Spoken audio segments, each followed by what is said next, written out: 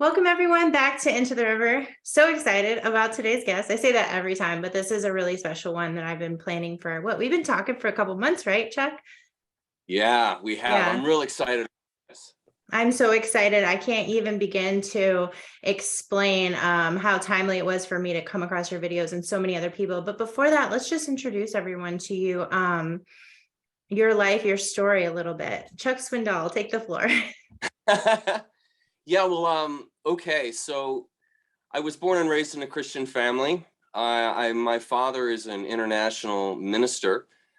He runs a company called Insight for Living.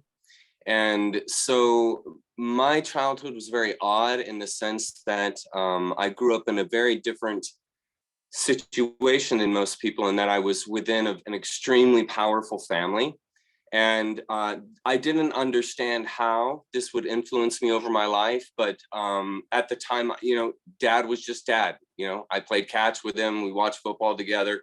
He drove me to school, and I had a very, in every real sense, normal upbringing. I didn't have any what a lot of people experience in the church, which is some kind of abuse or some type of mistreatment. A lot of times that happens.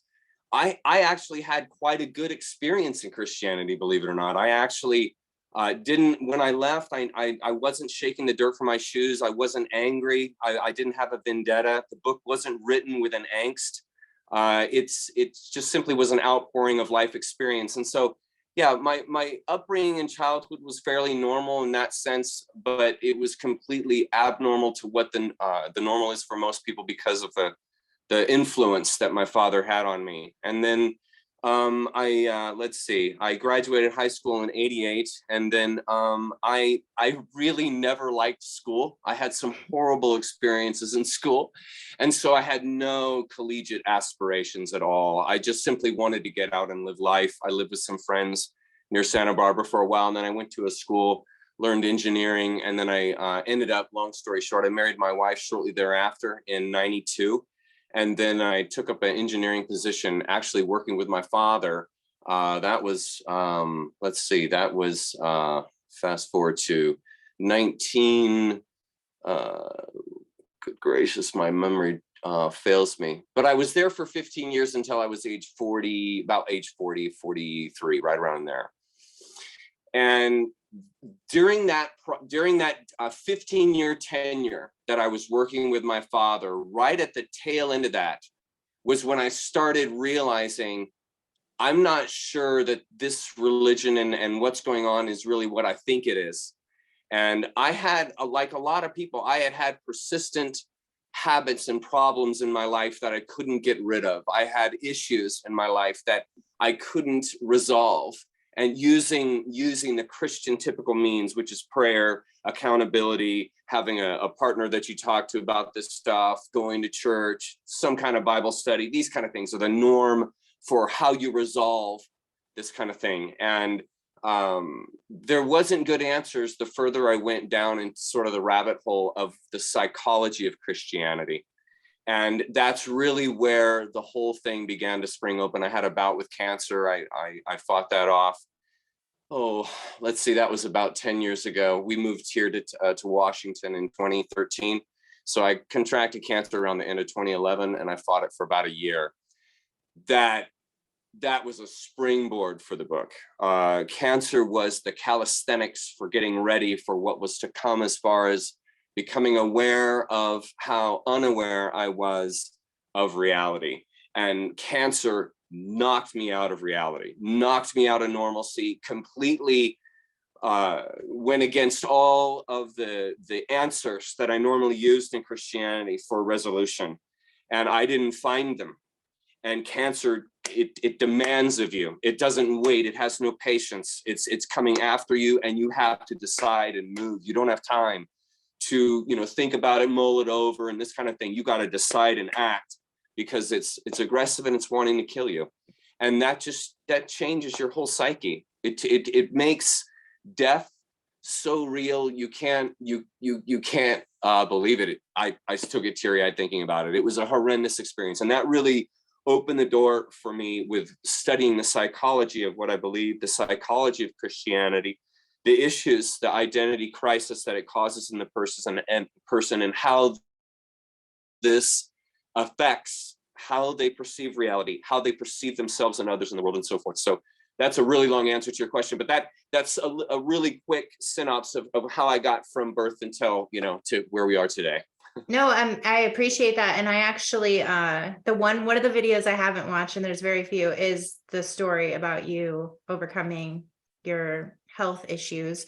And I had no idea it was back in 2011. I thought that this was like just in the last couple of years. Like, as someone who sees your first video, I'm like, oh, this is all happening. So this has been going on for a while. That's interesting. So that's good, because you've had some time to kind of like process everything before 2020 and all the madness started to really kick off. But I had a curious thought about like, what was your church's stance on sickness? Because I grew up, just a little bit of my background, I grew up in religious experiences. I think I forget the age that we started going to church. And that's when, all of this stuff started getting inserted into my head about God, and we can go into that later. But one of the churches that we were a part of, we were in multiple different like denominations, but one of them had this idea of like sickness is just something that faith is supposed to fix.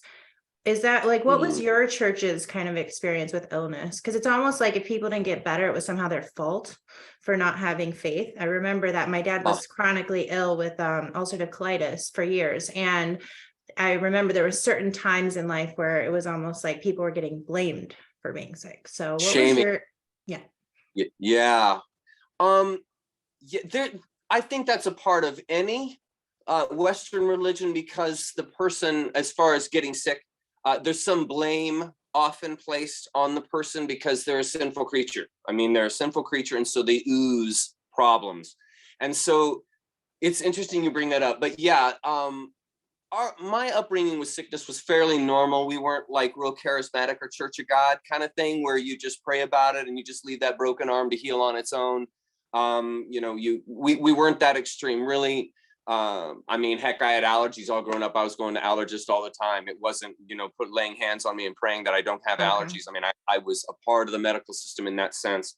There wasn't any resistance to that. My father is a huge believer in the medical system. He and I have a lot of disagreements as far as that's concerned, but he's completely open to Western medicine, and he will go to the doctor and do exactly what the doctor tells him to do. My father, that's the way he's put together. Whereas I really don't listen to any doctor. It's a totally different approach.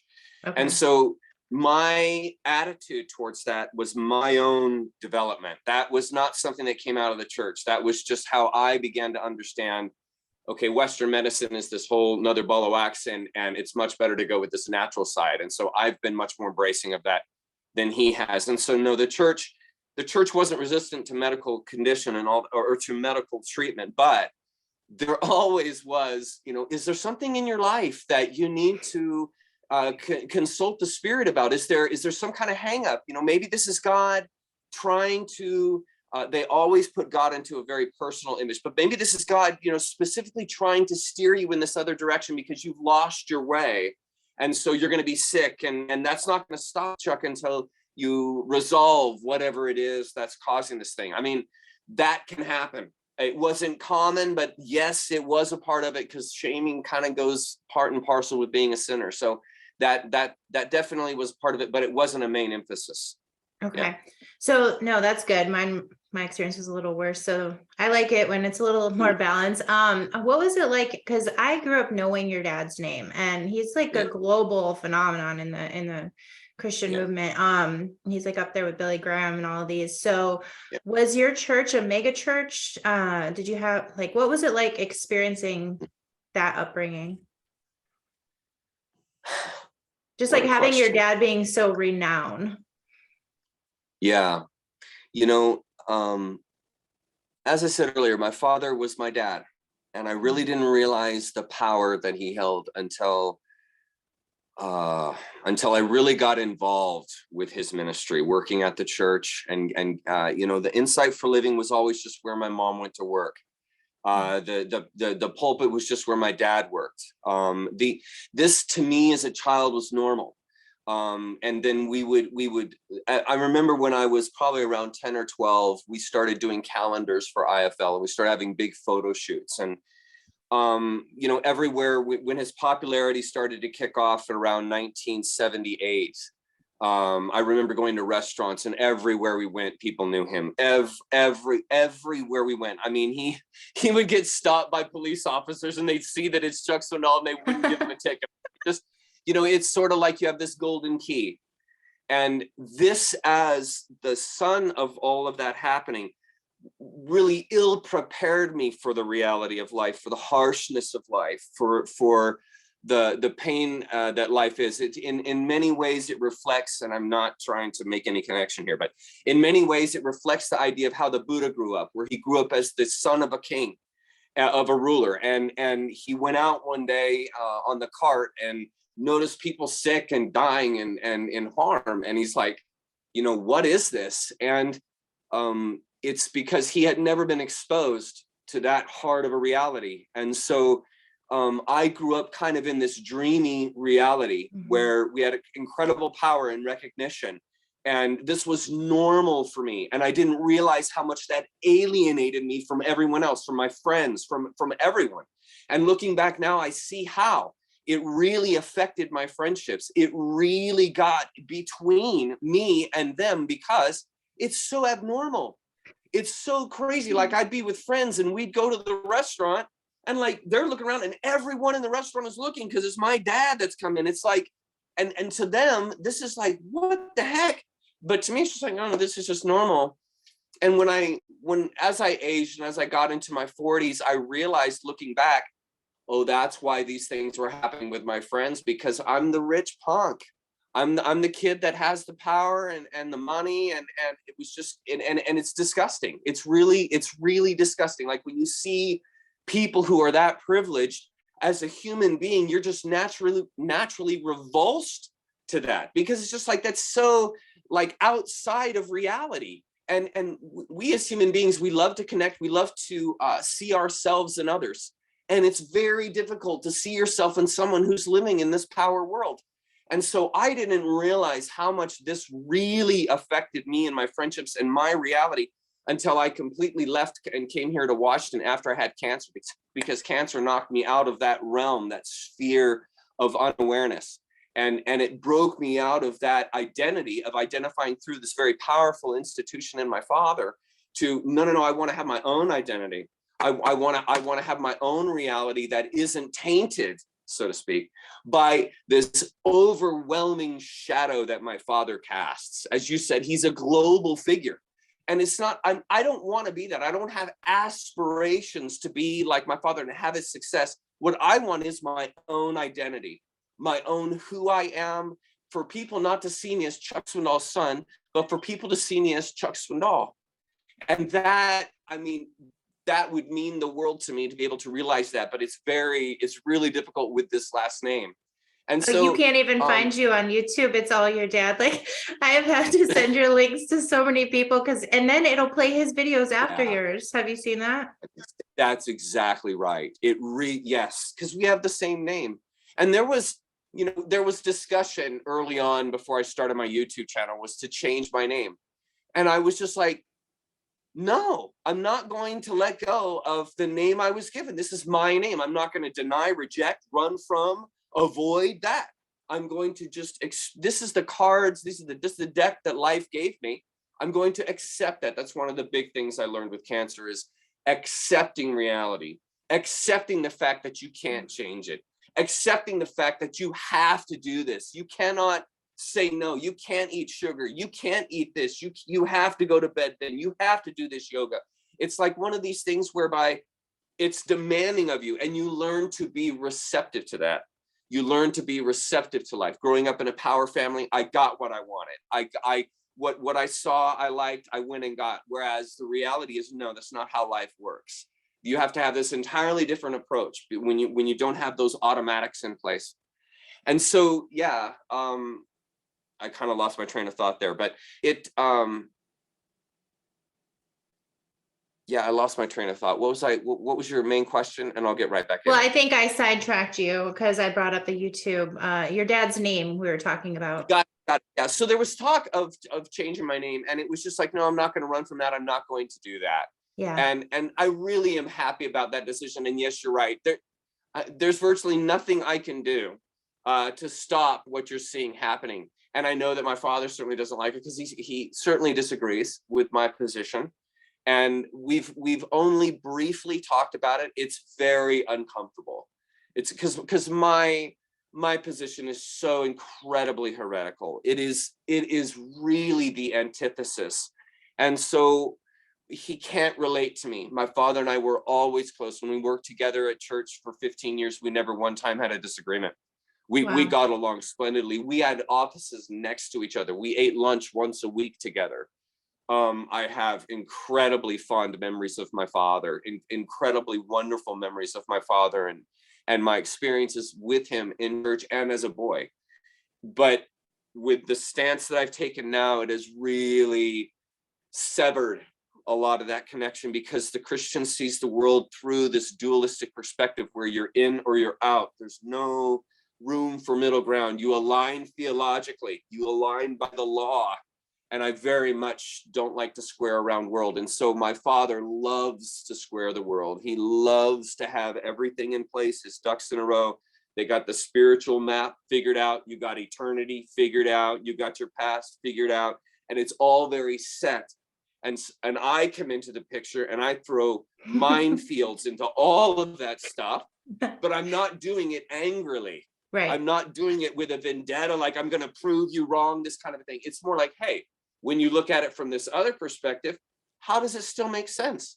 And it doesn't. And that's why I filled my book with questions and perspectives rather than demands and assignments, because I didn't want the person to feel like they had some kind of duty.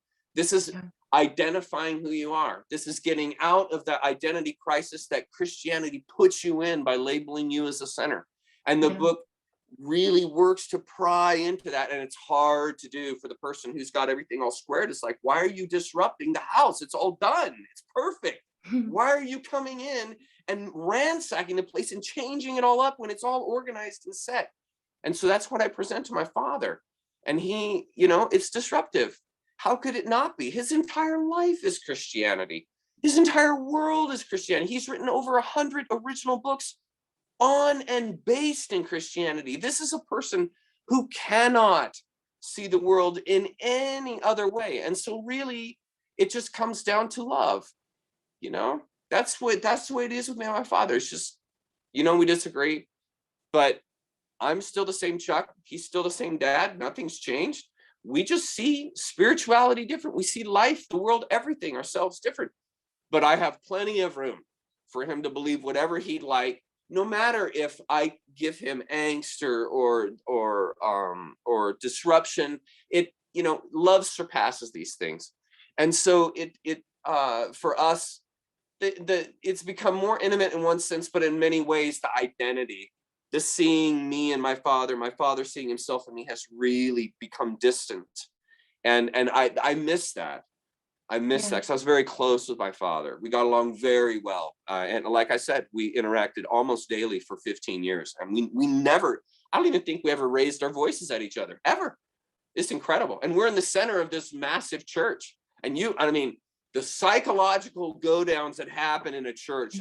What is happening with all these people who identify as sinners, and they're leading thousands, tens of thousands of people. The psychology is incredible, because these people put such demand on themselves to remain above reproach and to have their life clean and this kind of a thing. And this puts incredible demand on a person as far as their spiritual aesthetic. And when you're in the center of that amongst all these colleagues that are all a part of this massive entity that is putting out this message into the world, it's truly incredible. It's truly incredible to experience that and to have gone through all that with my father and never one time had a disagreement is incredible. It truly is. No, I've actually thought about you and your dad a lot, just because what you did was such a drastic change. And it's like the way that you speak about him in your book, or anytime you speak about him, there's so much love and respect for him. And I feel like you're doing a great honor, but I also know that it's got to take courage too. I know it would for me if it was my mother or father, like to actually address things so boldly, knowing that they're so public, because you're taking on not just a father-son relationship, but the dynamic of the world watching and your whole church seeing you change. And then, I don't know, the backlash that comes with that. So it takes an incredible amount of courage. And I just want to say I respect you for doing it, but I think you've done it with extreme kindness and love. And I keep having these thoughts of like, how cool if one day, like he was just kind of like, I was wrong, guys. Like, this is so limiting. It's so much more beautiful. If he could learn from his son, that would be really beautiful. But on this, but either way, I think you've handled it really well. I did have a question as far as like, aside from your father, what kind of, did you receive a lot of backlash from the church when you started to, or public backlash when you made a shift? There was some up front on YouTube early on. Oh, really? There was like, your father's Chuck Swindoll, how can you be saying these things? Yeah. There was the idea that I was the prodigal son, that I'm going to be coming back. You've just lost your way. We're praying for you, Chuck. I got a lot of that. We're praying for you, Chuck. And, we know that you're going to come back, this kind of a thing, because, again, they can't be wrong. And so there was some of that. I think the biggest shock, to be honest, Ashley, I think the biggest shock was when and this was cluing me into this alienation I was talking about with my youth. When I left the church and Jenny and I drove away and we moved to Washington, I went from getting about probably between 25 and 35 text messages a day on my phone to none. Oh, really? Yeah. All those people I've been working with for years and years and years that were saying that I was their friend, that was saying they cared, all this kind of thing.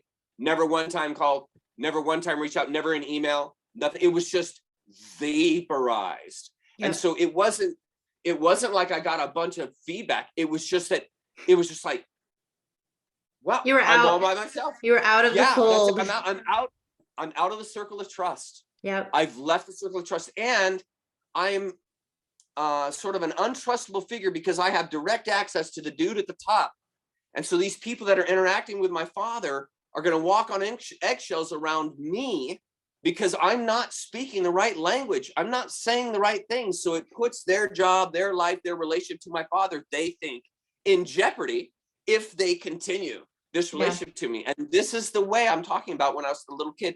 It has tentacles. The power families, it has tentacles into your life, and it affects, because I always use the example, if you're eating at a restaurant and the King of England comes in with his kids, you're not going to treat him and his kids, that family, anything like the server, anything like the people around you, anything like the family.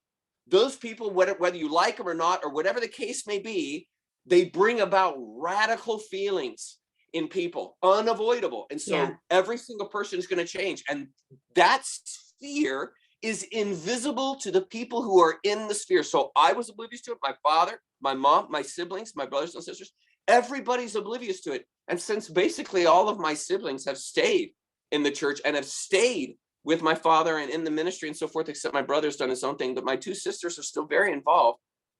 They're oblivious to that sphere, to that influence. And in many ways, you start to like it because it's powerful and people recognize you. You're in a renowned sphere that you haven't made, your father's made, but you haven't made, but you're still a part of it because you're in the family in the same way those kids are in a renowned sphere simply because their father's the king. And it's the same exact thing. And man, that alienation is incredibly difficult to get past. It's very costly. And so that, to me, has been the biggest thing since I left, has been, if I'm going to actually even know any of these people, I will have to reach out to them. I'll never hear from anyone. And typically the only way I'll hear from them is through chastising. Just saying, I'm really disappointed in what you've written. I'm really disappointed in what you've done. I'm sure your father's devastated. And I'm sure that he really regrets you're doing that. It's that kind of a thing, which is unfortunate. But I don't get a lot of aggressive, angry kind of stuff. I get just more people. And I think my book did a good job of this, which is, it really does a good job of asking you very tough questions that you can't get out of very easily. And you can't just excuse and dismiss. And so it's hard to come at me with an argument because I've already assuaged all these arguments because I grew up in the church in the book through practical means. You don't got to subscribe to any kind of spiritual gymnastics. You don't got to believe in any certain kind of thing. I'm using the science of psychology, which everyone can relate to and which anyone can understand.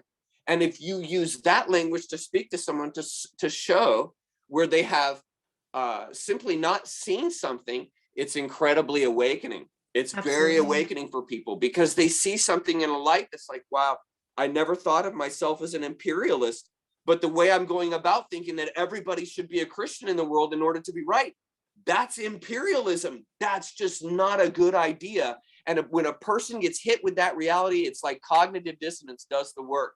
And they suddenly realize, if I don't want to be an imperialist, I'm going to have to change my attitude. But if I change my attitude, I'm now going against the laws. I'm going against the theology.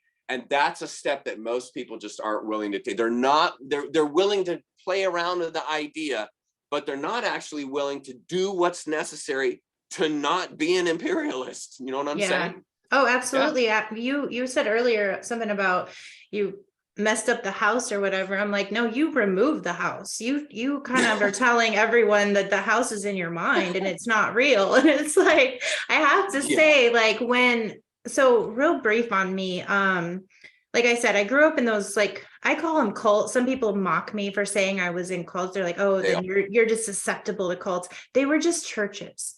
I call them cults. I always have, because there was an element of control and isolation. And then, like, when my family left the church, well, I left first to go rebel. And then the church told my parents to let me go forever, that I was lost. Like, and that luckily for my parents was a no. So they ended up leaving as well. But where was I going?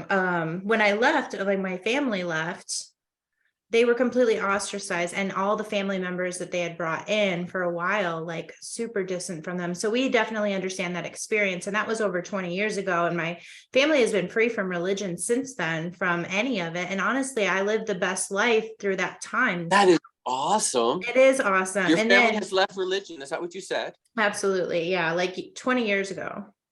That's fantastic. So we've been free forever. But the thing is, I almost got sucked back into it this year. So what happened is 2020 happened, this insane situation. I was a very liberal person. I was a very free person. Never political, never involved in any of that. I knew about 9/11. That was when I was like, the government's corrupt. Like, there's no point in any of it. So I never voted, nothing. I just knew they were all corrupt. Okay.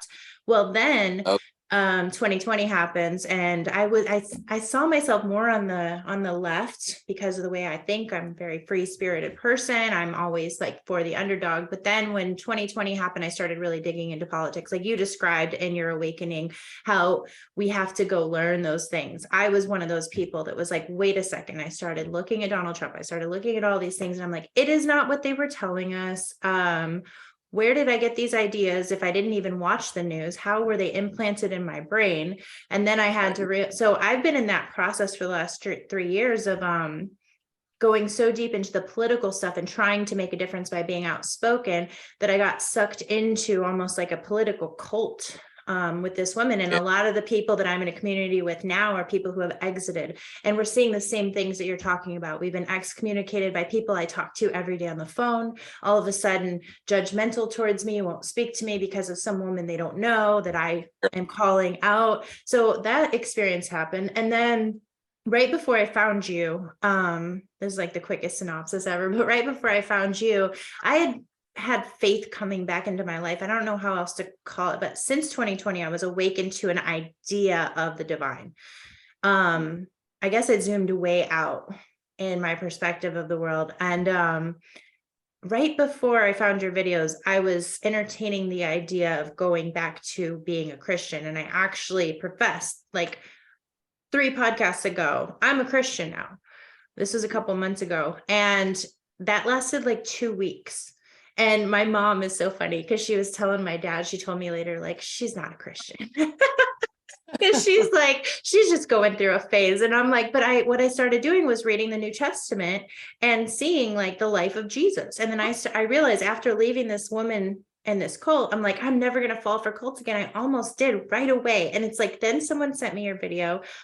nothing to do with this. And I was like, whoa, it snapped me out of it so quick. So I cannot express the gratitude that I have, because there was things I was already telling myself to believe that I didn't match with. As I'm reading the Bible, I'm like, wait, now do I have to believe in hell? Wait, now do I have to believe in eternal suffering now? And then when you put when you put it all out there, I was just like, oh, thank God I don't have to do this. So anyway, the point is, in saying all of that, that's where I am. It's like all these experiences of leaving and knowing exactly what you're talking about, seeing the similarities, but missing the Christianity one. As soon as I was listening to your video, I think there was 3 or 4 days, I felt like, I don't even know how to describe it. I felt like dizzy and like almost like seasick, because the way that you were wording things resonated so much, but also it was like, I realized I'm seeing all the structures in my mind of politics, religion, all these things starting to crumble. And then I'm like, what do I hold on to? Like, I realized there was nothing, because all the things that I believed in were in my head and weren't around me. And I felt dizzy. So when I say in the beginning, this is a long rant, but, talking about disorganizing the house, like you remove the house in the way that you spoke. And I felt like I got off a ship or something, and I was standing in an open field. That's the best way. Like, after being in motion for so long, I felt like I was standing in an open field, just looking at my surrounding. Like, now what do I do? Now what do I? Yes. Because I was existing in scenarios played out in my mind, these incredible, like this, it's like my head became a metaverse of choose your own adventure based on these narratives handed to us by somebody, the news. Anyway, so that's what it was like finding you. So I just have to thank you. Like, I don't think you understand. Thank you so much. And I've shared with so many people since, and I have Christians who listen to you, and they all have the same positive feedback, even if they're not 100% on board. The way you communicate has been really well received.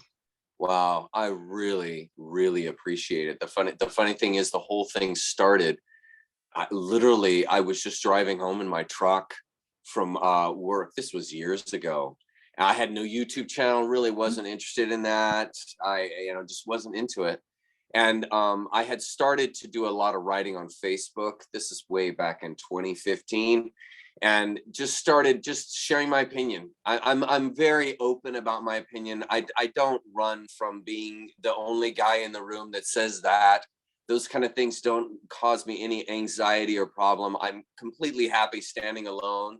The field image you gave was so good, Ashley, because when I wrote the book, my intention was for people to feel like when they read it, that the veil was removed, that the Maya, the illusions of the world that they had surrounded themselves in, here we are in the sphere again, to break that out. And yes, to be in a field of openness, which is freedom, which is like, where do you want to go? There is no path.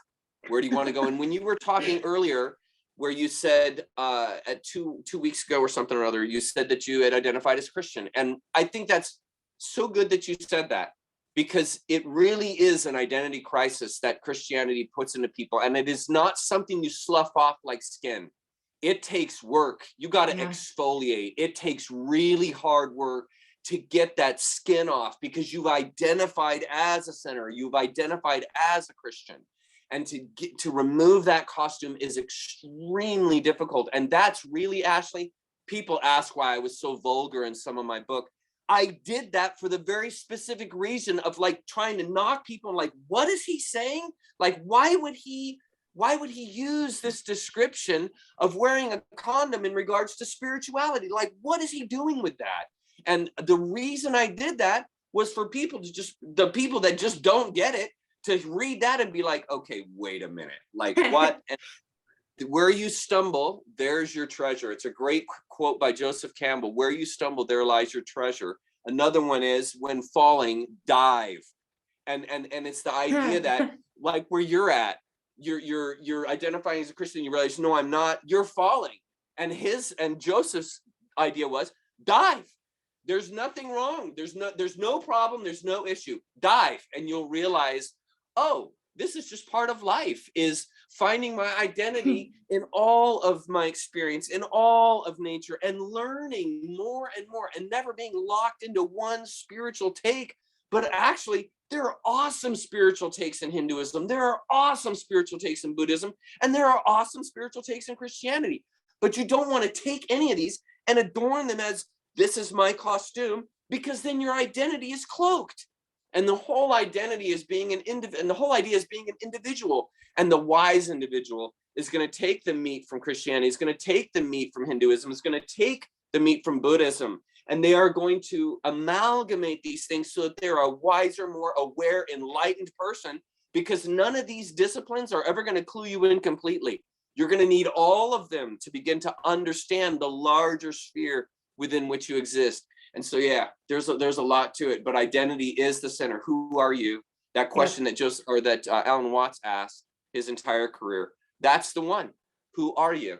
And you're going to spend your life looking after that, because you're an enigma. You're never going to get the answer to that. So it's better to be okay being in flux. It's better to be okay than not really identifying with it. Don't get involved in the cult mind. Don't get involved with the group mind. Have your own mind. Don't get tied into anything. Just be like, oh yeah, I know a little bit about that, or I know a lot about that, and a lot about that. And from that, you're just going to blossom, because as human beings, that's what we do. Absolutely. No, and I love that. One of the things that really broke me open was you talking about identifying as a sinner. And I remember sitting on my couch watching your videos, and I would have to pause it and just cry for a second, because there are certain things, and it's not, even if you're not a Christian, it's coming at you from some angle. This self-loathing, this shame, like these systems are pushing it on. You're a consumer, you're a, you know what I mean? Like the things that they call, you're a voter, you're a this, you're a that. You're basically here to pick your leaders and worship them or loathe them, which is still another form of, loosh harvesting. It's like, exactly. So it's when I had cancer, I want to throw this one thing in. When I had cancer, that's when I woke up to, the medical system is lying to me. If I follow the protocol they're asking me to do, which involved chemotherapy, that's a death sentence. I know that because I'm meeting with a nutritionist who's explaining that it's poisoning my liver. And this is the doctor that's supposed to be advising me and telling me what's the right thing to do. That's nuts. And so when I realized that, I was so prepared for when 2020 happened, because I'm just like, I've already been down this road. I know all these people are lying. I know the WHO is lying, the FDA is lying, the government is lying to me. They're all lying to me. They're all suppressing me. They're all trying to control me. And so 2022 was just like, or 2020 was just like, yep. And everybody else, a lot of people are like, holy God, the WHO is lying? What? My doctor is telling me bad medical info? What? And everyone's really shocked. Whereas I'm just like rolling with the punches. And so it was easier for me to write something like the Luciferian video, because I already had experienced just the incredible oppression that goes inside of these institutions that are supposed to be leading us to glory, that are supposed to be leading us to a better life. And man, when escaping that illusion is tough, because you can't watch mainstream media. You got to find a different doctor. You have to be more sensitive to yourself. You have to put more work into your health. You can't just pop a pill. You actually have to do the effort. You actually have to study. And that was really, again, another reason why I did my Luciferian video was these people need to understand they're responsible. Nothing is coming to save them. They have to understand they're in a world that's been fixed, and they have to realize this, and no God is going to tell them. They have to figure this out. They have to use their own consciousness, their own inner awareness, the Christ within them, to realize the bigger picture. And that's exactly why I did that video, and I was so vulgar in that video, and I was so vulgar in my book, is because people have to realize they're in a serious situation. You're not going to pray your way out of this. You actually have to do something. You actually have to study. Prayer is great. I'm not knocking it. I'm just saying that's just one part of the puzzle, but it's much larger than that. Just like if I get a diagnosis of cancer, I can't pray that the tumor will go away. That's not going to make it go away. I have to do something about it. Yeah. Prayer helps align me with my yoga and all that meditation stuff. But physically, physiologically, I have to do something. And that's what I was trying to get people to do with my work, was to get them to mentally do something. Stop being complacent and compliant in this world you've been put in.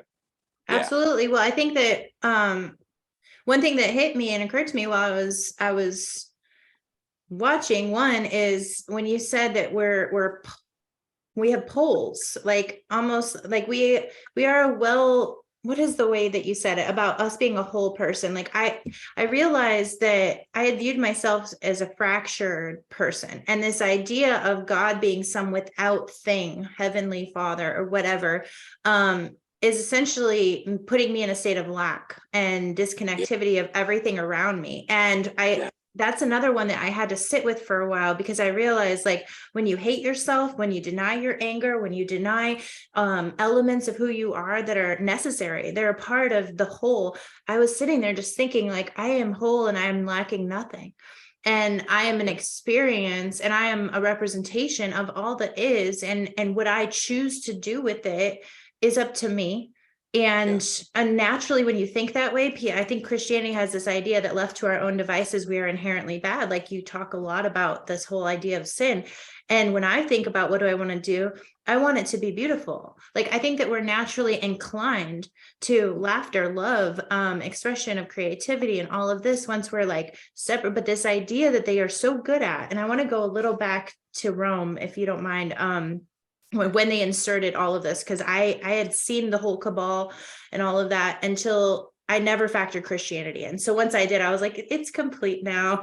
It's all bullshit. And it was like so freeing. But I think that what they do in this whole situation is they divide us in our mind. They divide us in our body. They separate parts of us from, they get us to do it ourselves. Actually, they divide us, just like there's a Tool song, right? And two, I don't know if you ever listen to Tool, but it's literally, they get us this whole polarization of right, left, sport, everything is pick one. It's a world of absolutes. It is. It's a world of absolutes, and they force people into thinking in absolutes. You can't just be in the middle, which is the whole idea in Buddhism. You got to take a side. You got to pick this side or this side. Now, which side are you? And it's this demand on people to find resolution within the spheres they give you. So it's like with government, okay, you got to choose Democrat or Republican. If you're welcome to vote independent, yeah, you're welcome to, but you're never going to win. They've got it set up so that either one of those two sides of the bird wins. And so you have to force yourself into that. Christianity does the same thing. It says, this is your spirituality. You are separate from God. You have to realign back to God. This is the mechanism that you use to realign back to God. It's the same thing they used with the C-19. The disease they invented, this is the disease. Now we have the antidote, which is the vaccine we've also invented, and you're going to use that to resolve the problem. The Catholic Church did that in Rome. That's exactly how they did it. And they said, you've got a spiritual problem, just like they're saying, you've got a sickness in you. You've the medical industry. And so the Rome did the same thing. You've got a problem. You're a sinner. You're separate from God. You will, in fact, go to hell if you don't do something about it, just like they did with the vaccine. If you don't get the vaccine, you're going to go to hell, or you're going to die. And so it's the same absolute, like, you got to make a decision right now, and you can't be reasonable. You can't take in the situation and make a wise choice. You have to take one of theirs. And so this is how they remove your discernment. This is how they remove your ability to make wise decisions consistently.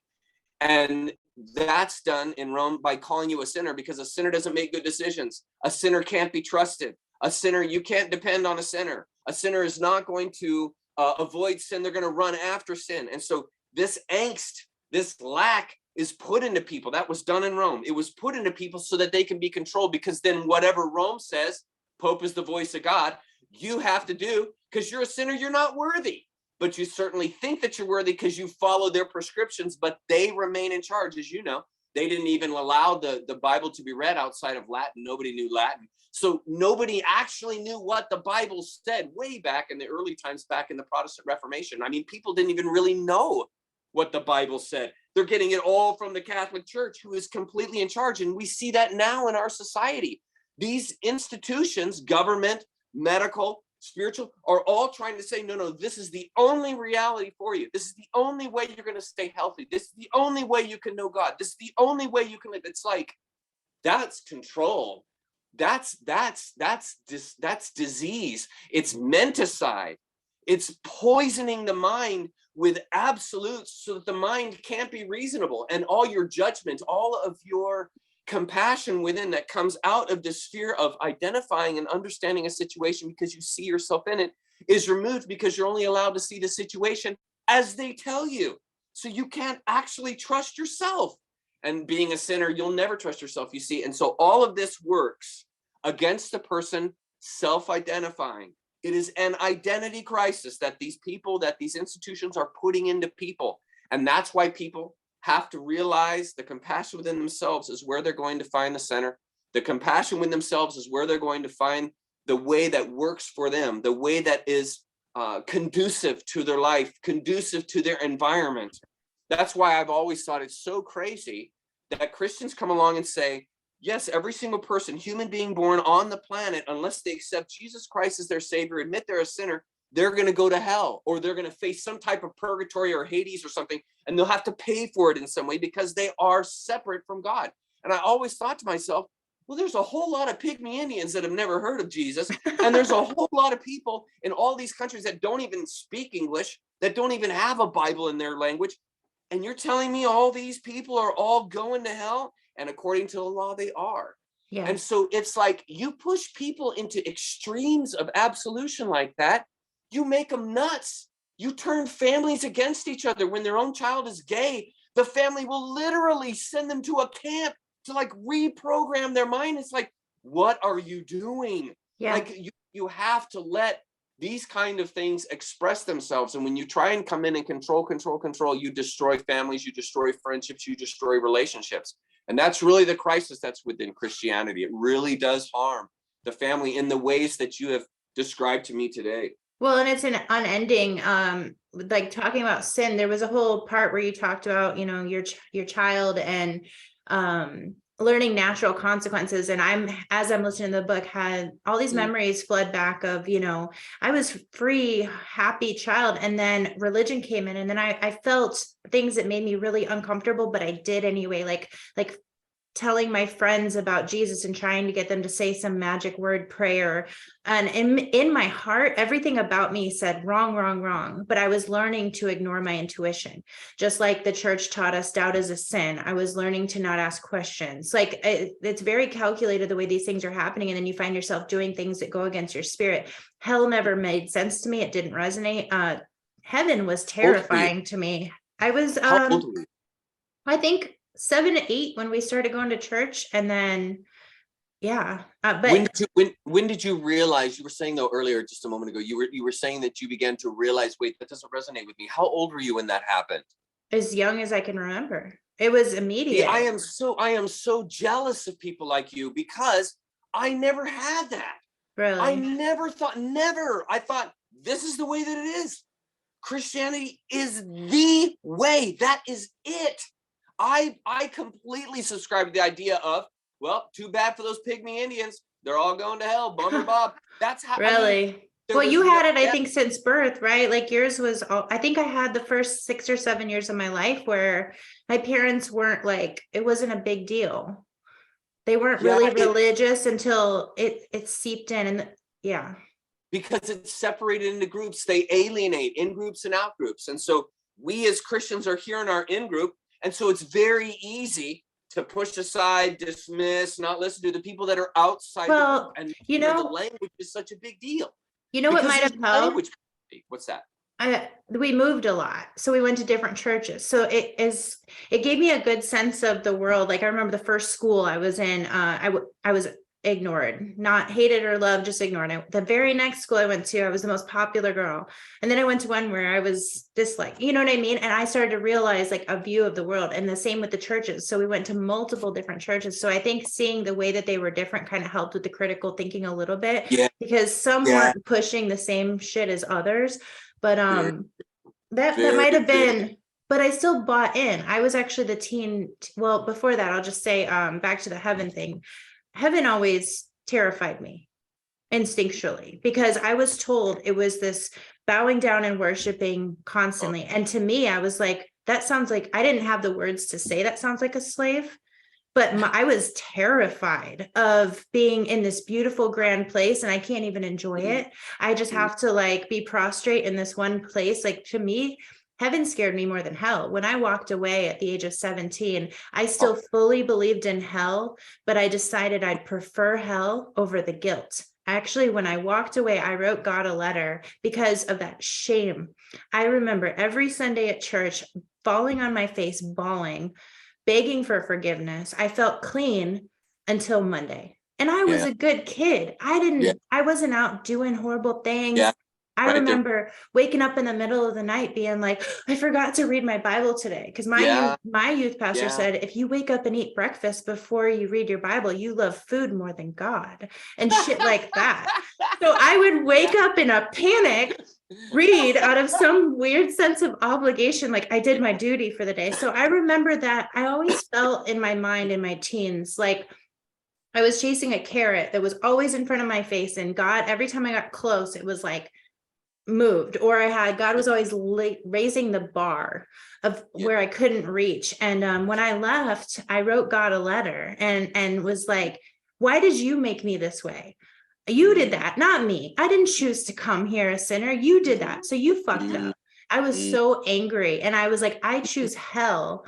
And I chose hell over living a life of shame and guilt. And then later I quit believing in hell, but that's how it started.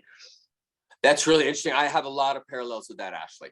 I think I asked Jesus into my heart like 100 times. Yeah. Because I always like, like, okay, wait, did I really mean it? Was I know. really meaning it perfect? Right? Did I mess it up? Oh yeah. Oh yeah. The tons of that. Waking up at night. Okay, did I pray about this? Do I need to pray about that? Yeah, because it's duty. You do something. You sit on tax to live in that life. You are obligated to follow, again, the laws. And they try and sugarcoat this. They try and make it sound like, no, the laws bring you freedom. The laws are freedom. And it's this whole brainwashing technique kind of a thing. And it's like, no. And again, that's why I'm so jealous of people that catch on to that stuff early. You got to understand, I was in one church, my father's church. That's it. It's the only, and like when my father didn't speak, my mom didn't even go to church. Like nobody went to church, but only when he was speaking. So really? Yeah. Oh yeah. And so my dad would take like vacations in August.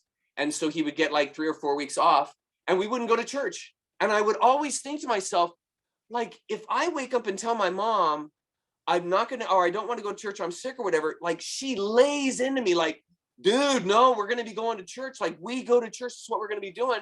But all of a sudden when dad doesn't preach, it's like, no need to go to church. No, we're not going to do it. And we didn't. And it's like that to this day. And that was the closest I ever got to any thought outside, to give you an idea how indoctrinated I was, outside of the church. Yeah. It was actually, it caused me anxiety as a child to think, well, we're not going to church. Like, why aren't we going to church? We should be going to church. Like, it's so important kind of a thing. Yeah. And then it's this other standard. And so, yeah, it makes you nutty. I talk about that in my videos a lot. It makes you get nutty thoughts and nutty ideas about reality that make you do nutty things with people. And it's just like, this person doesn't understand who they are. They don't understand that it doesn't come externally, it comes internally. If you simply take, whenever the Bible mentions Jesus, replace that with the Christ within you, the consciousness within you, the awareness within you, just simply replace his name with that. And then you immediately can identify, because you're not trying to identify through a savior, through a God, you're identifying through your own center, which is a talk in Buddhism. And so by doing that, this can relate you to a lot of the things that Jesus says in the Bible, where you're trying to see it the way that, he is and all this, and what would Jesus do, to where you're now turning it back towards, this is just simply a lesson about compassion. The Beatitudes, that whole thing, that's a lesson on compassion. That's a lesson on becoming more aware. There's nothing wrong with that. There's nothing wrong with it. But there's something wrong when you come to John 3:16, for God so loved the world that he gave his only begotten son, that whosoever should die, if they don't believe in him, they will go to eternal hell. To me, now you've crossed the line. Yeah, you've crossed the line there. You've taken something that was free, and I was imagining and working through spiritually, and now you're saying I have a duty. They're trying to sit you back on the tax so that you will act, so that you will do as told. And that it's when you cross that line that you get nutty, that like the whole thing gets myopic, and you don't realize I am self-consuming. I am identifying with God through sin, through this polar idea like you were talking about, and I'm not linking them. We're explicitly two, but we're implicitly one. Like you're Ashley, I'm Chuck, so we're explicitly two people, but our compassion, our awareness, our alignment, we're one there. We're one with God in that sense. We're one with the trees outside. We're one with the planet, because that is the constant. That awareness, that compassion, that deeper understanding, that deeper principle, that's what's motivating everything. That's the underlying quote unquote God, ultimate reality, that is motivating to action the universe, because the universe is a manifestation of that energy that's outside of words. And we simply are an outpouring of that. The apple doesn't fall far from the tree. So we just simply are an outpouring of the nature that we see around us. And Christianity comes in and says, separate, dominate nature, separate, you're separate from God. Everything's separate. And this fucks your identity. It fucks your self-identity in knowing who you are, because you're trying to understand the world through separation. And you will never, ever understand the world through separation. It can only be understood through identity, through oneness. Absolutely. Yeah. No, and that the way that you just described that like experiential expansion is just, for me, it's discombobulating. What do I grab onto? Because I all of a sudden, I mean, since I listened to your videos, I'm starting to see everything in a kaleidoscope in my mind, almost like this constantly moving, beautiful fractal, just like, and then I'm like, oh, this is exactly what nature looks like. So when I look at, it was snowing the other day here in California, which is rare. And we're talking, my boyfriend and I are talking about how perfect every snowball or snowflake is, and like how everyone is different. And like, I'm like, isn't that just like nature and when you think about it that way, as opposed to this like controlled in this book with this structure and all of this, it's like we've been putting God in this tiny little box forever, you know? Exactly. And it's like when you shatter that house and you all of a sudden your whole world's open, it's like you see yourself as a part of it, as a part of everything. And I want to read something real quick. There's like so many, I wanted direction in this, and it's impossible because there's just so much good information, but I do want to read something that kind of popped my mind open. You said, I think this, I'm trying to think, you'll know if this is in your book or if it's in your Illuminati one, but, or not Illuminati, Luciferian.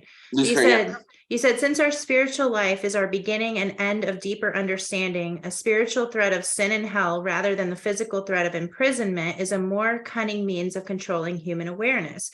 By utilizing religious programming, spiritual threat is carried out by each member of the cult rather than exhausting the assets of the kingdom, attempting to contain and rule them. Roman leadership simply integrated spiritual traditions from a variety of cultures which had previously developed and irrigated them into a new and formalized spiritual control agency, which they would manage. The agency was called Sin and Atonement, and it has held human beings captive with the spell of sin and the shame of separation for over 2,000 years. When I put that together and I realized, I was like, mind blown. And awesome. If you could talk about that a little. And also you said that we are coming out of, believe that we're coming out of that era, or I don't know if it's like an age of Pisces, you know, what you think about all of that, but we're definitely in a transition right now. So any thoughts on? Yeah. Huge subject. We're at the end of what is called in Hinduism, the Kali Yuga. It's the end of the darkest age. Humankind, as we have traversed time, we have gone through cycles. There are, as you've heard, golden ages, and there are dark ages, and there are these different ages that all the world, like, there's nothing you can do about it. You're going in. I often say to people, life happens to you most of the time. You're going in. You're going the way nature's going, and nature has cycles, just like it has seasons, just like it has tides. It has cycles. And human culture, human society has gone through cycles, and a lot of those are controlled by cataclysms, these enormous disruptions of the planet itself, of the surface itself, that cause massive death, massive change, and you can never go back to the way that it was before. And we've seen this pattern constantly in nature.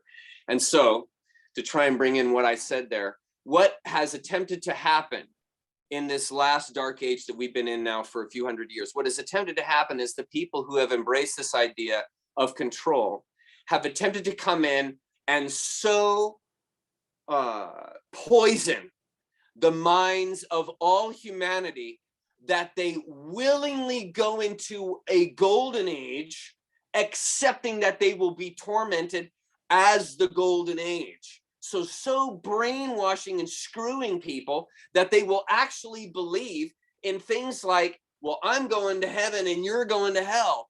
I'm the one who's not going to get sick and you're the one who's going to die. You're like taking people and so screwing them up with this menticide you've put into them that they literally willingly walk into an age where I've got to get a vaccine every 6 months.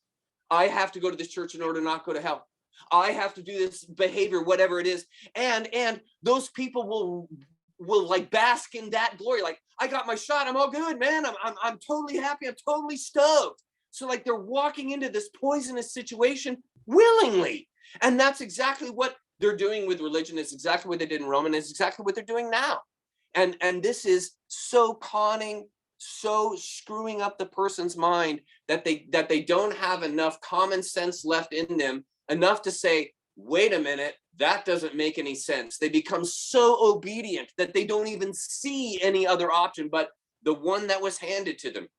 That happened in Christianity 1,000 years ago, where a person can't even see God outside of this polarized perspective. So when I come along and say, there's as much hate in God as there is love, the person's like, what the heck? There's no way that can be true. But it's like, actually, we understand life through contrasts, but you've got to see past them. You have to see past this idea that God cannot look upon evil. That's a silly idea. That's too small a God. Good and evil are part and parcel of the universe, just like night and day are part and parcel of the day. Yeah. That's just part of it. And it's like the mind of a child. You have to have the mind of a child, which is a ball in a stream. And you're just going from thought to thought to thought to thought to thought with no clinging, with no hanging on. But you're completely fine with, I'm just going down the river. And this larger concept of God where, okay, so it is true that if I want hate in my life, and if I want God to hate me, I just hate God. And there you go. You'll have all the hate that you want. And if you want love, I simply show love to others. I show love to God, and I'll get all the love that I want. Well, that's showing you that you can understand life through expressing those two spheres. But the deeper principle is what you learn from them both. The deeper principle is what you learn from the harshness and the hate that you feel, what you learn from the love that you feel and experience. This is what enriches you so that you make better decisions. Yeah. So you have more compassion for yourself and compassion for the environment. It's through appreciation that we find appropriate behavior, not through law, not through demand or shame. It's through appreciation. It's through identity that we begin to develop our awareness. And the more aware I become, the more compassionate I become, because I see my identity in others. I see myself in others, and that makes me compassionate because I can relate to them, just like I can relate to you when you were describing some of the experiences you had of asking Jesus in your heart so many times. You can relate to that person. It's like, I totally did that. I totally see that. And when you have that, love is born, compassion is born, connection is born, and these kind of ideas that are harder to find in a dualistic sense just completely blossom out from this oneness sense that's already within us. There's a Buddhist philosophy that the center of the wheel never moves. So the world is crazy, crazy, crazy, crazy all around you. But if you're in the center, you can observe and watch all the horror, the hurricane, everything all around you, but you're in the eye. So you're unmoved. You are unmoved by the good. You are unmoved by the evil. You are unmoved by the pressure or anxiety. You just simply do not allow these things to control you. You remain in the center. And the only way you can do that, Ashley, is by seeing everything as one, by seeing there's as much evil in God as there is good, by seeing that all of these things are balanced in nature. The sky is dark at night, it's light during the day. These are opposites. And this is how we know we're alive. We know that there is a deeper principle. It is through these different types of it starts with a C, contrasts that allow us to know that we're alive. Yeah. And so that's why when those were awesome. I love hearing my words back to me, that because I remember writing that. That's why I wrote that. So people will begin to see you're controlled. You're controlled. The freedom is already in you. You don't need anything. Nature doesn't need to be fixed. It's not broken. You're not broken. You're not broken. There's nothing wrong with you. That's the most powerful thing. That one hit me. So it's like, you're not broken. When you start to just even, because so much of everything about how we perceive life is through our mind. We put these filters, and the more filters and layers and hoops we have to jump through, the less we're authentically seeing and observing and experiencing and engaging with what is all around us. And one of the things in my mind was I'm broken, that since I was a Yeah. child. And I'm Yeah, not I even thought saying it that was, too. I'm not even saying it was all Christianity. It was definitely the seed of it. But yeah, it's just this thing where I'm rejecting parts of myself all the time, and you wonder why you get sick. You wonder because you know what I mean. But it brings me back. Go ahead. Well, the greatest example of that is a child. I often heard with a pastor say, well, you never have to teach a child to be disobedient. So the sin is already in them. And it's just like, did you have to teach them to love? Is that already in them also? You see what I'm saying? Yeah. It's this imbalance. It's this imbalance. It's this thought that, if evil is in you, you're bad. It's like, no, that's just how I learn. That's just a part of life. I make bad decisions. I make shitty, I do shitty things. That's life. Stars explode. Planets are destroyed. That's life. It's not fair. That's life. It's balanced. It is what it is. And if you try and resist that by saying, no, good has to win over evil, you live your life in anxiety. You live your life clutching. You live your life wanting it to come from outside of you because you're tainted and need to be fixed. So yeah, I completely relate with what you're saying right there for sure. Yeah, not only is it extremely damaging to carry that extra weight around in your whole life, inserted on children, it's not only disturbing, but it's irrelevant. And there's something that you like to their growth. And one thing, like the chapters about talking about kids and consequences is so important because all of this stuff is ingrained in all of us from very young, in the school system and in churches and all of that. But you said there's no need to bring a spiritually objectifying component, sin, into a situation of consequence because it only serves to distract and shamelessly objectify eternity. You were talking about your child who was learning, like, well, I think it was hitting his sister, yes. How adding sin into that, like when your child realized that they were able to cause harm, they immediately started to balance back towards the right thing. So why would you talked about how it's completely unnecessary to throw sin into that mix? They're already learning. And I think it's such a simple thing you said, but why do we throw sin ever into it? When it's like, I know when I'm doing wrong because something in me is like, oh, I don't want to feel that again. I don't want to like do that to someone because of, it, like, I don't need to add sin.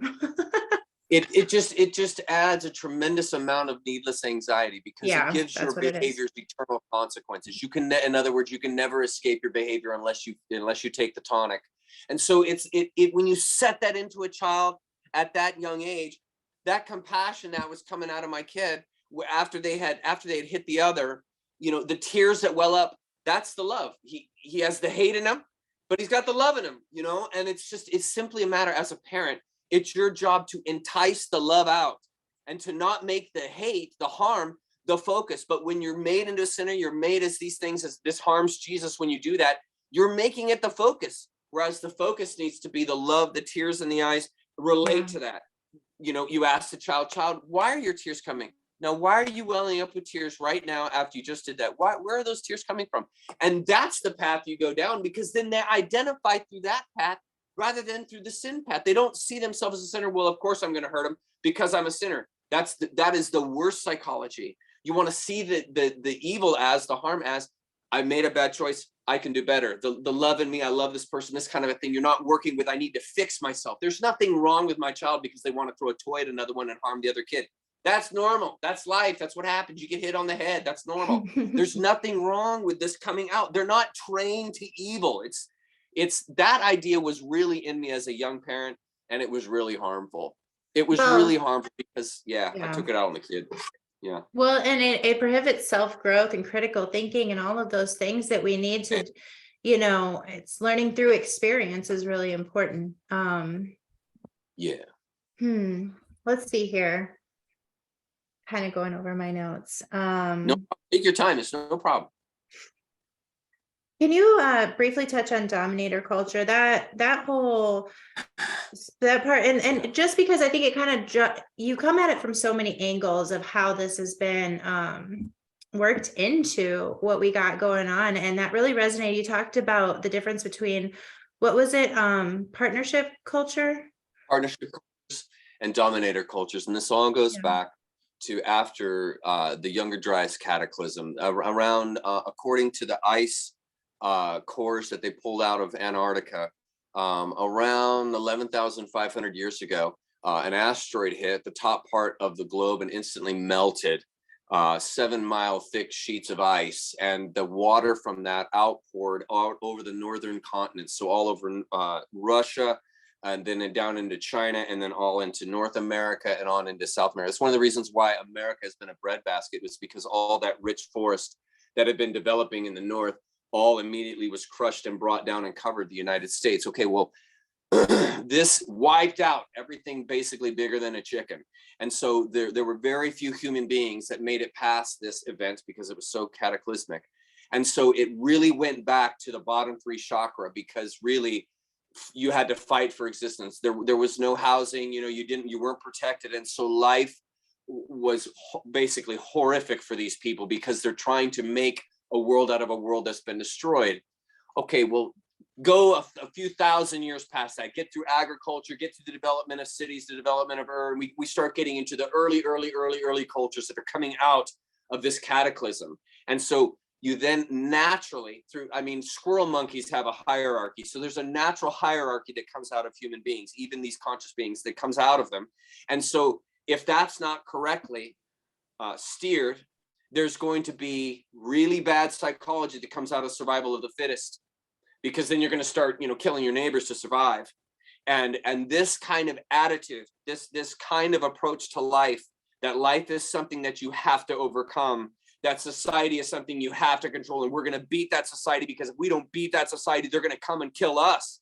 And so it is a survival instinct that is fostering the spiritual inclinations of these people. And that's why you have the Hebrews and Israelites that have totally gone into all these different types of weird spiritual, ritualistic killing of animals, killing of people, and all this kind of stuff is coming out, because they're coming out of this barbaric society.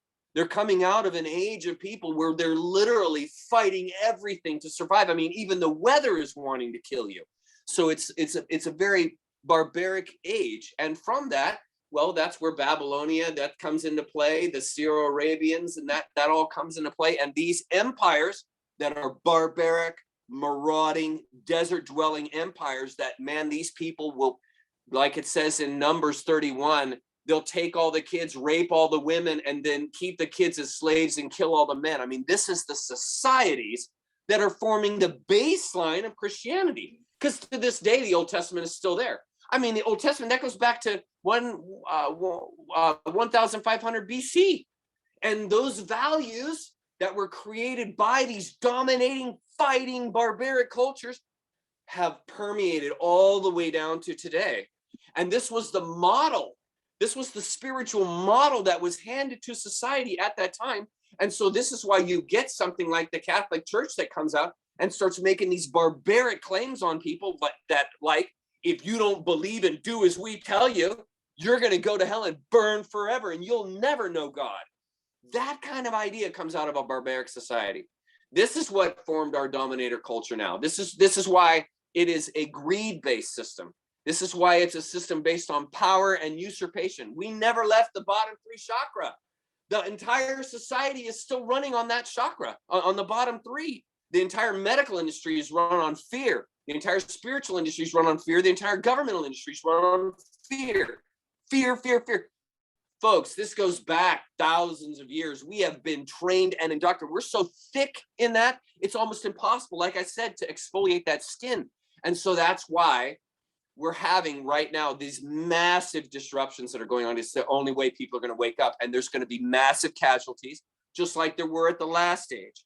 And that just is part and parcel of the development of consciousness, the development of human beings. We can't run from this. We have to accept this as cataclysm is a part of nature. That's a part of us. The apple doesn't fall far from the tree. This must be accepted. And we simply have to use our assets, namely our higher consciousness, to see past the pain and suffering that we're in so that we can transcend it.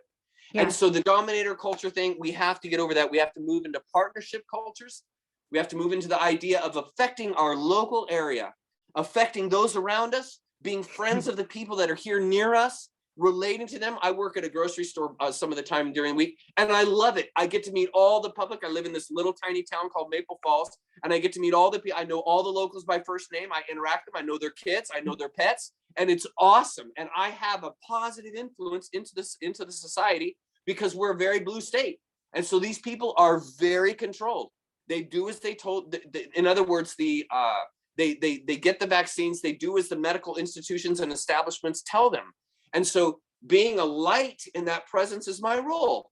And so I'm not going around browbeating people saying, no, you're doing it wrong, you're doing it wrong. I'm just trying to show them the light within me, being an exemplar in the environment, so that they notice that, you know what, you don't have a ton of anxiety about the C19 thing, man. What's the deal? Why aren't you concerned about that? And then I can address the question because I'm friends with them, because I've been talking with them for the last year working at the shop.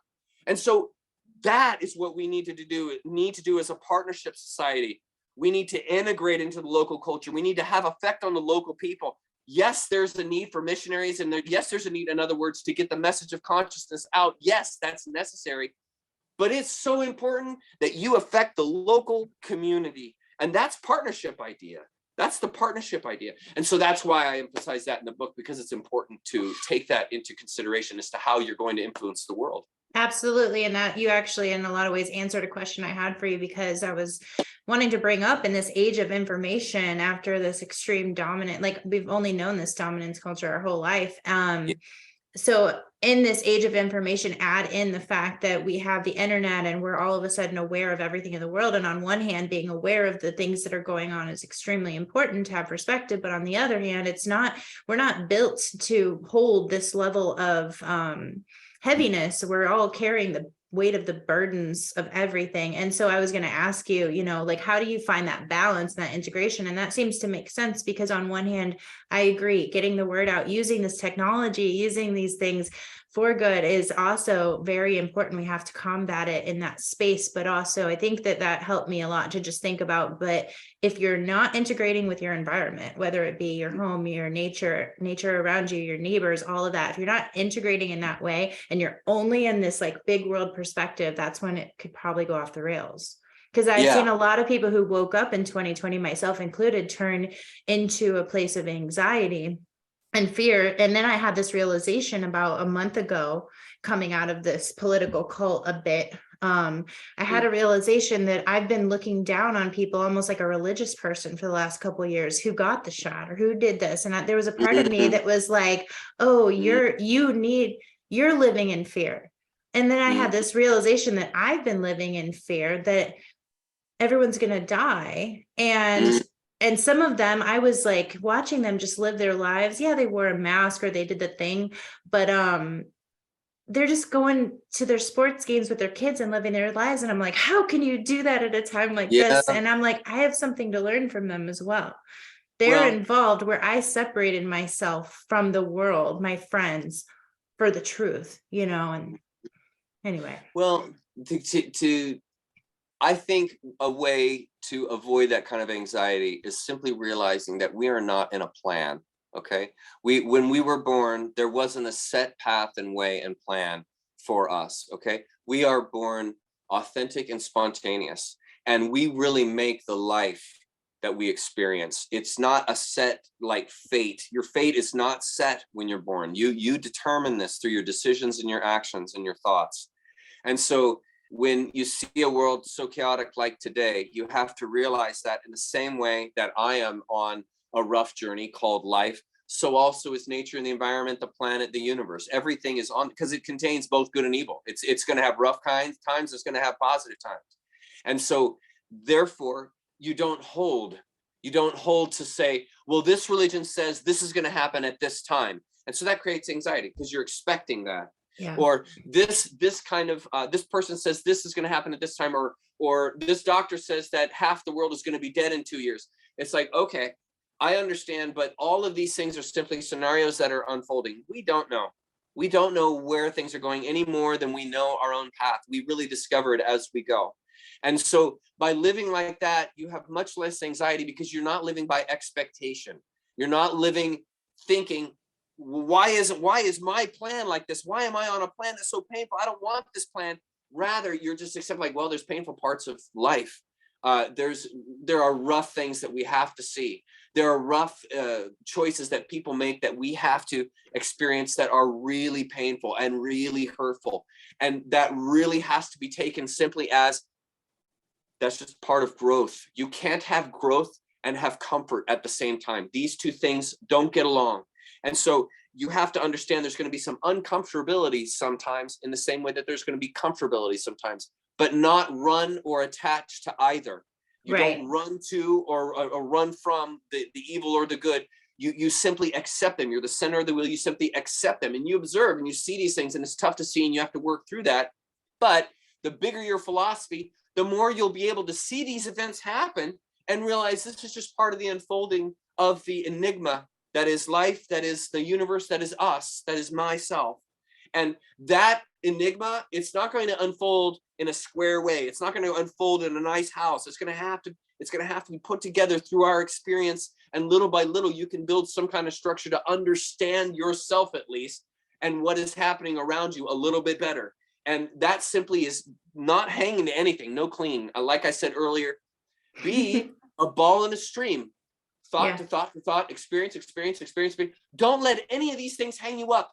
Don't let any pain hold you. Don't let any goodness hold you. Simply accept them as like, this is just part of life. It's just the way it is. And that's beautiful. The beauty is experiencing the dynamisms. That's the beauty. And so like the ball in the stream, it's not resisting. It's just rolling down. It's just doing its thing, just like the child. That's the approach. And then there's no anxiety. You just simply laugh.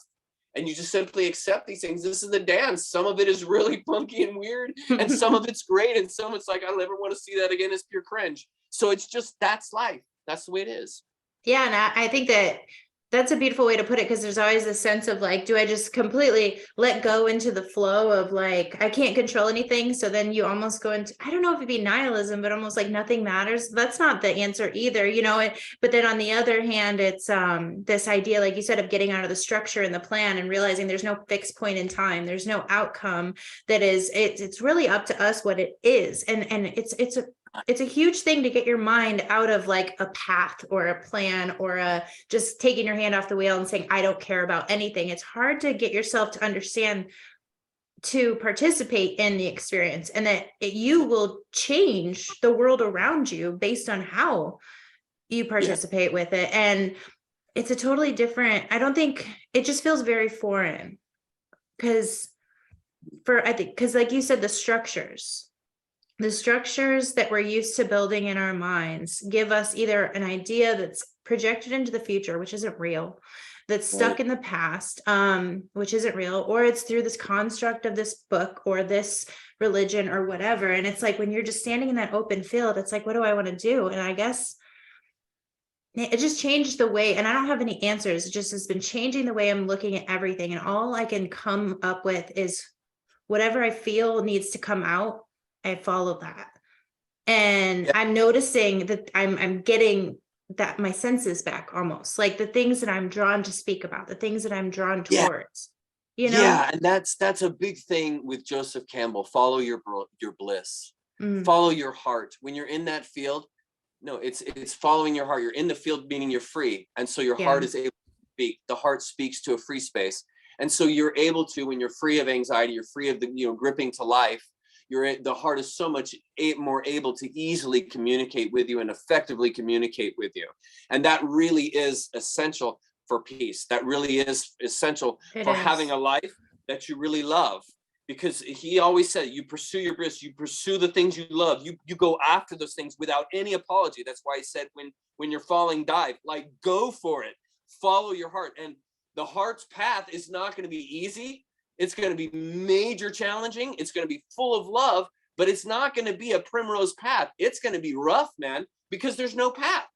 And you're having to, you're making your path as you go. And so there's no set way. There's no one to follow.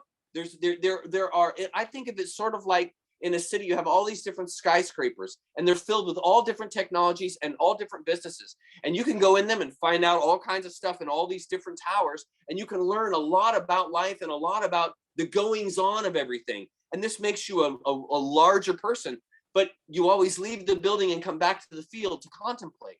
And so you can take these technologies, you can take the development of society, absolutely, integrate that. Absolutely. Yeah. Bring that stuff in that resonates with you, but don't get tied into anything. Don't get locked into any one building, because then you're only going to be able to see out where that building sees. And it's the same thing, like you said, with Christianity.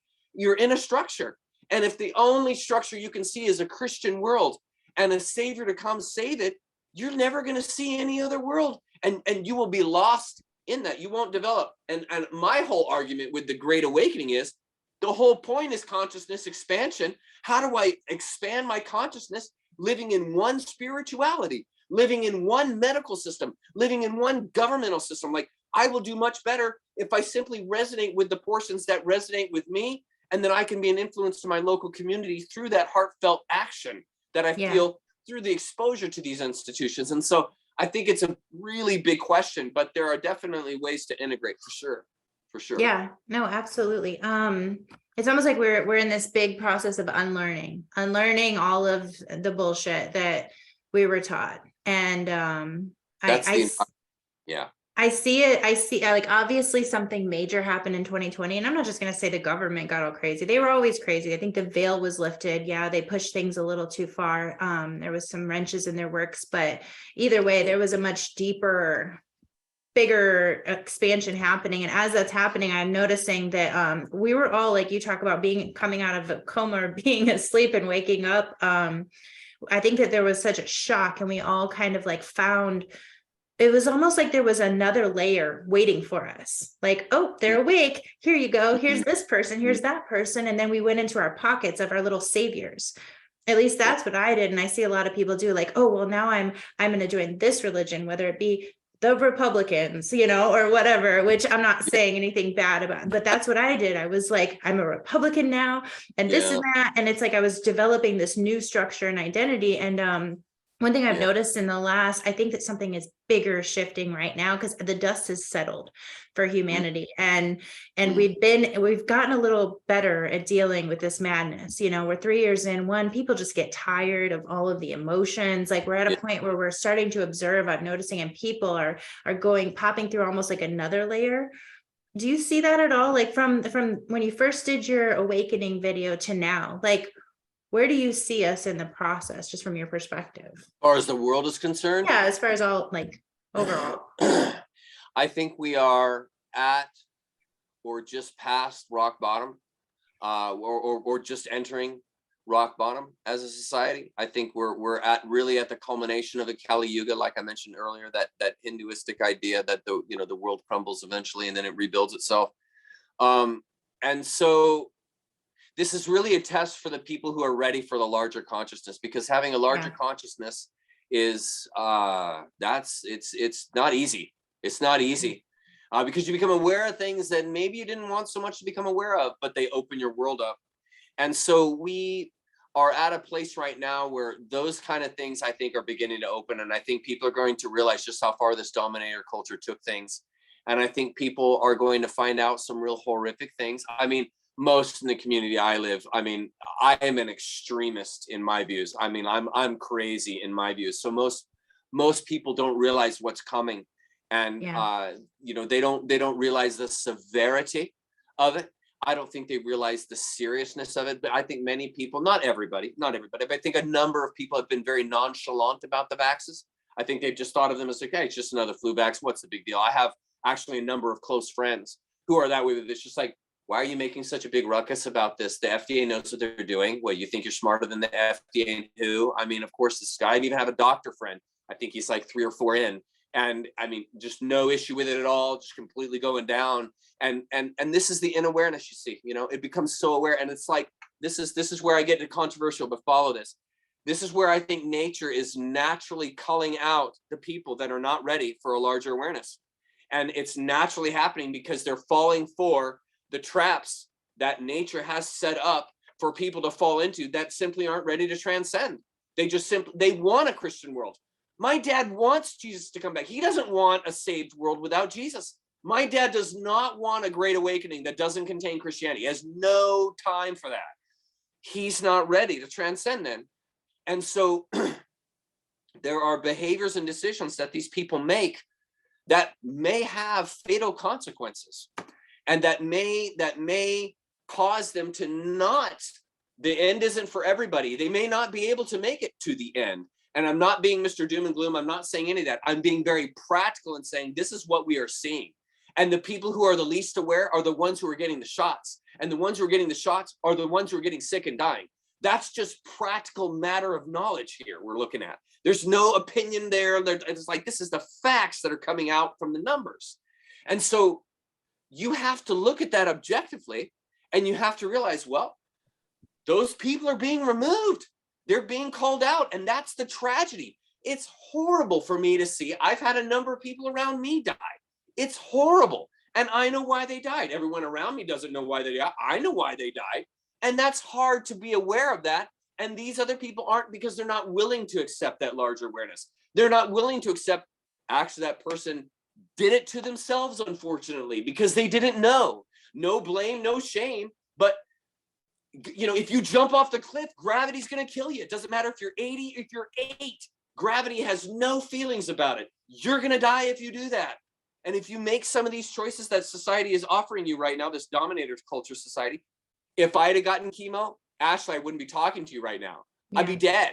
Anybody, I mean, the statistics say basically about 5 years and it's over. Typically, a person will get a more dreaded disease. I likely would have gotten that. You see, and so it's not safe. People think when you're in a plan, like God has this plan for you, so you're all safe. No, that's not the way it is. You're actually not safe. You have to use your mind. You can't pray away your problems. Right. You actually have to do something about them. Life isn't that passive. Nature is not just going to allow itself like that. You're going to have to go out and get it. In other words, you're going to have to participate fearlessly and risk. You're going to have to risk saying, I don't believe the WHO. You're going to have to risk saying, I don't believe the so-called president. Yeah. You're going to have to risk saying, I don't believe my doctor. I'm going to risk, and I risk saying, I don't believe my pastor. Sorry, I don't.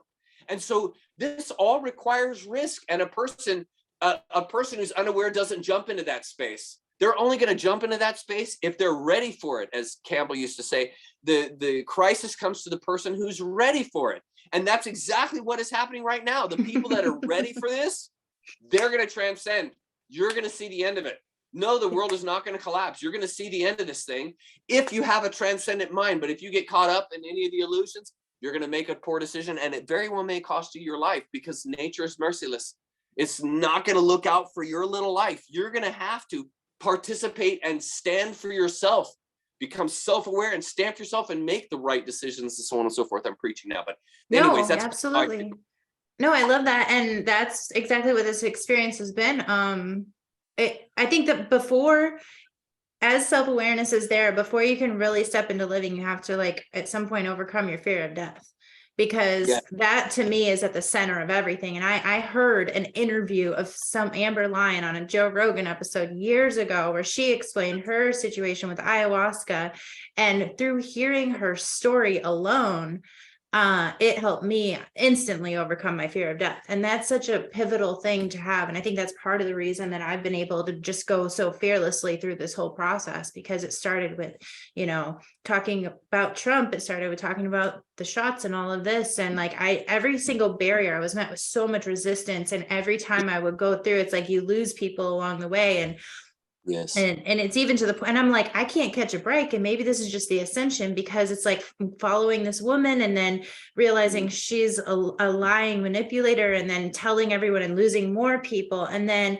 I'm a Christian, and then everyone's like, yeah, you're a Christian. And then I'm like, oh, I'm gonna have to disappoint them again. And I'm gonna have to lose more people. And I'm like, can I add, like, there's something about the evolution or expansion process where it's like, you're never in a place where you can really be comfortable. If you're constantly growing, it's like impossible. And in the back of my mind, it's like the way I move forward is because it feels more alive than anything, is to be genuine. That's all I know, is that, like, being authentic and just being like, oh, well, I changed again, guys. And then pissing everyone who wants to, like, stay the same. Because a lot of people just want to find a space and stay in that space. Yeah. And I can never stay anywhere for very long, because once I get a view of the landscape, I'm like, that's wrong. And I start saying, and everyone's uncomfortable, like, get the hell out of here. Stop saying that. We like it here. And I'm like, I'm a freaking nomad. But and cancer, for me, Ashley, cancer was the greatest teacher in that sense, on the exact same things that you were saying right now, and conquering the fear of death. I'm unusual. I am extremely thankful for cancer. Okay. I know there's a lot of people that hate cancer. That's no problem. No issue with that at all. And I completely understand it hasn't been as kind to others as it was to me, because I was able to survive. But it was my greatest teacher, because it taught me not to fear death. Because I can't tell you, every night that I went to bed for month after month after month, I literally did not know if I would be alive when I woke up the next morning, because I wasn't following the protocols and the doctors wouldn't help me.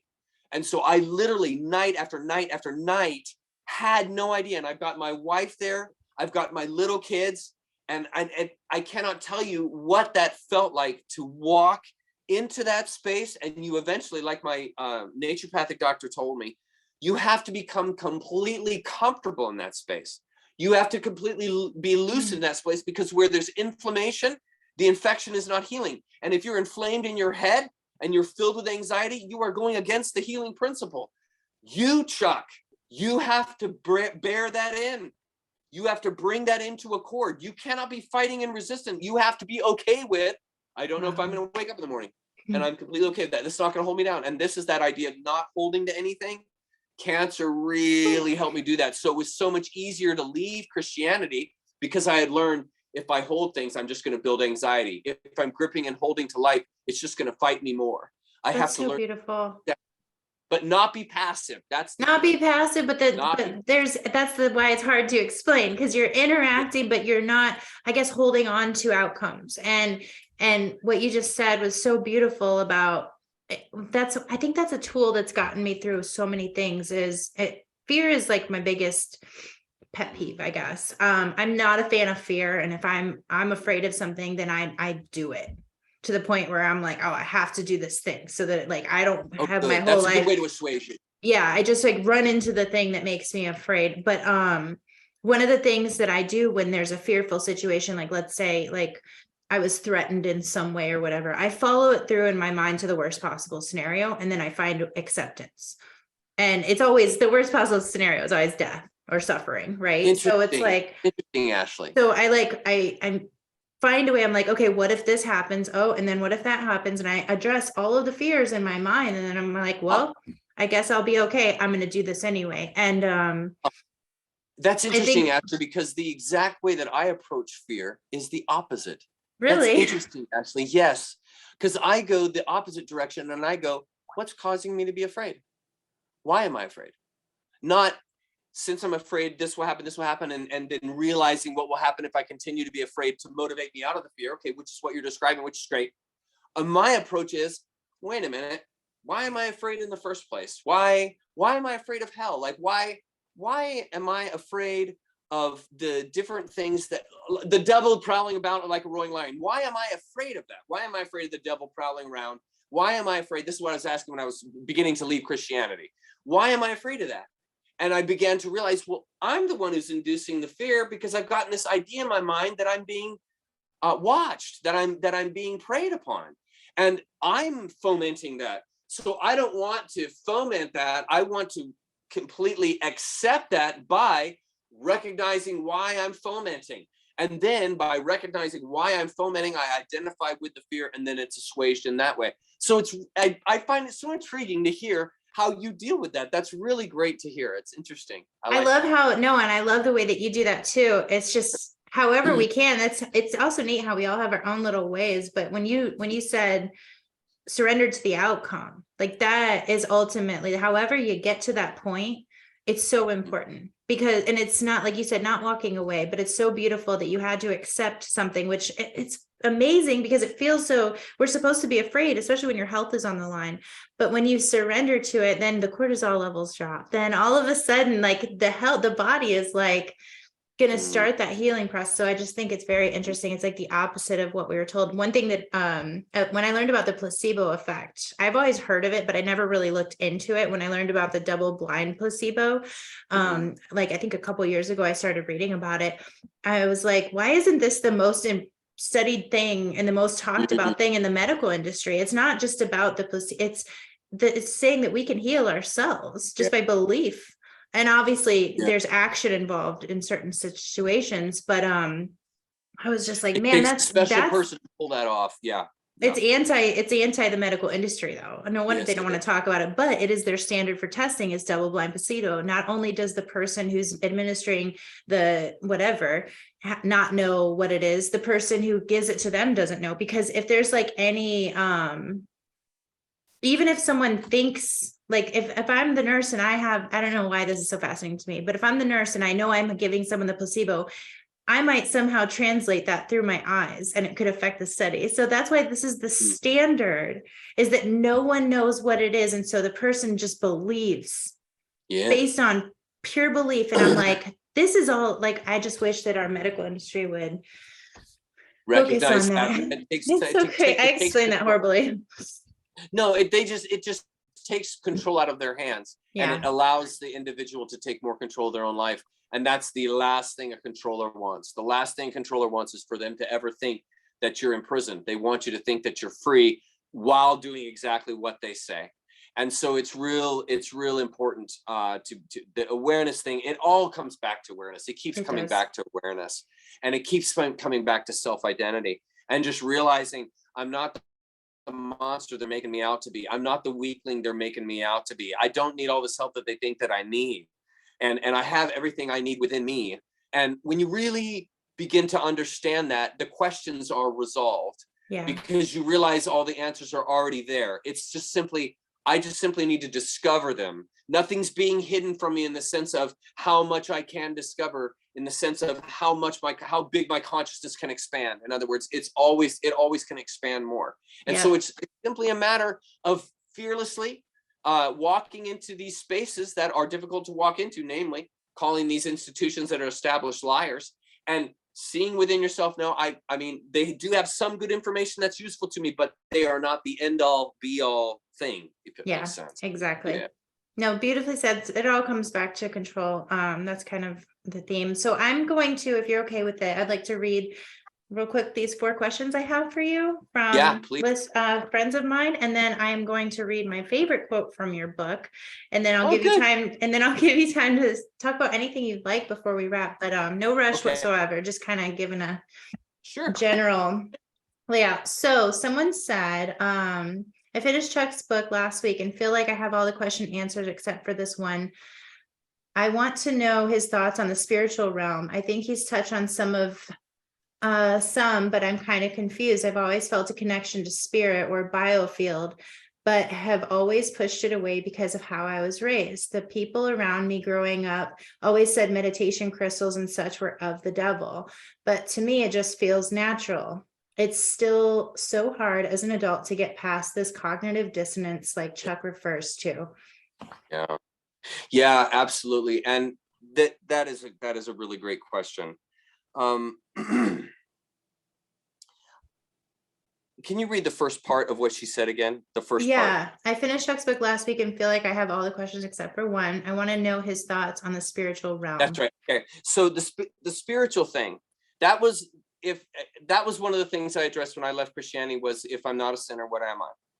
And the way that I resolved the spiritual question was realizing that nature is simply God manifesting in a way that we can recognize, comprehend, and understand, because God is outside. God is an enigma. And what's amazing is, and this is where the relationship comes in, or the relation comes in, how much like, or how many characteristics like God we have. We're enigmas. I can't be described in a book. Nobody can be described in a book. We can't be ultimately defined. Our life is like, you never can really truly know someone. You can be around them, be friends with them, and all that kind of thing, but you can never truly delve every depth. God's the same way in all of these different ways. And when you begin to understand yourself in that same context, you can then begin to identify with the enigma that you're in and realize that you're simply an apple that has fallen from this enigma called a tree. And so, or this enigma called nature. And so you have simply fallen from the outpouring of nature, the fruit of nature, and here you are. And you're here to discover what that is. We are here to discover what that is. We're not evolved creatures in the sense of the crazy ideas that science gives you. We're not created creatures in the sense of the crazy ideas that Christianity gives you. We're some kind of emergence that has similar characteristics and properties to this great energy that surrounds and permeates all of us. And we are simply an enigma within that. And so it's not going to be something you're ever going to define, and everyone's going to have a different experience of it, because it's not the same for anybody, because it's an enigma. And so the best thing to do, I found, is to take little snippets of a lot of other people, other opinions and all that stuff that align with you. So some of my book is going to be awesome. It's going to totally resonate with someone. And then some of it's going to be just like, I just don't see it that way, Chuck. That's the beauty of life. That is what is a good thing. That's not a bad thing. That's a good thing. And it's good not to be in a group mind when it comes to spirituality. That's why my book, there's no workbook, there's no assignments, there's no laws, because it's simply, hey, this is an open field for you to walk into. Take a gander, check it out. Do you like it? If you like it, awesome. I'm going to have some awesome views for you that are going to help you out. If you don't like it and it's just like, dude, I don't get it. Where are you coming from? Get out immediately, like leave immediately. I'm only going to cause you anxiety and issues. You need to find another thing that you resonate with. And so with people who ask that spiritual question, what does Chuck do with spirituality? It's like that. I find my identity through the enigma. I find my identity, like everything I'm seeing is God. Everything I'm seeing is this rapture, okay? And I want to be a part of that. So I'm going to participate with that, but I don't know really what it is. I don't know really what it's doing, but it sure is a lot of fun if I don't hang on to it. And it sure is radical. If I try some interesting ideas, it's like I've got a chemistry set in front of me. Like, this is crazy how incredibly reactive the world is to us and what we throw out into the world. Like my book, I've thrown that out into the world. And it's just like, I'm seeing explosions happening. This is awesome. Like, people are totally seeing things differently. This is great. It's like a big firework. And that's really how to see, to me, that's how to see life. It's just a big firework. That is so beautiful when you said like having a chemistry set, because like I think that's what it is there's, once we get over this idea of there's a right thing and a wrong thing, once we like remove those limitations, it's kind of like it's whatever you want it to be. And then it's like, oh, then all of a sudden you're like asking yourself questions like, well, what do I want it to be? And it's like exciting. And it's like you pick up the things along the way and put them in your bag that you want, your souvenirs, your things. Like, I don't know, I love that. That's beautiful. Let's see here. I mostly wanted to know more about his thoughts on the spiritual side. Well, that might be a second question from the same person. And about Lash. With influencers like you brought up this morning, I'm so excited about today's interview. So what's up with Lash? A couple people have had questions. I think there was another one about it. On the Lash topic, it's kind of confusing how it works. And Chuck has such an incredible way of explaining things. I need to re-listen to his last video because I don't quite grasp it. Is all this energy harvesting on a spiritual level as in angels and demons? Because I know in the Luciferian one, you talked about it more and you were talking about these like fourth dimensional. Yeah, that really goes into the alien question. That really goes into, okay, one of the things I was talking to Jenny about last night was, if you go back and look at the world's fairs that were happening over 100 years ago, this is before hydraulics, this is before any kind of machinery. They were building foundations for buildings with pickaxes and shovels, okay? And if you look at these world fairs, what you see are these incredible buildings. Compare them to the homes that these people are living in that are supposedly building these buildings.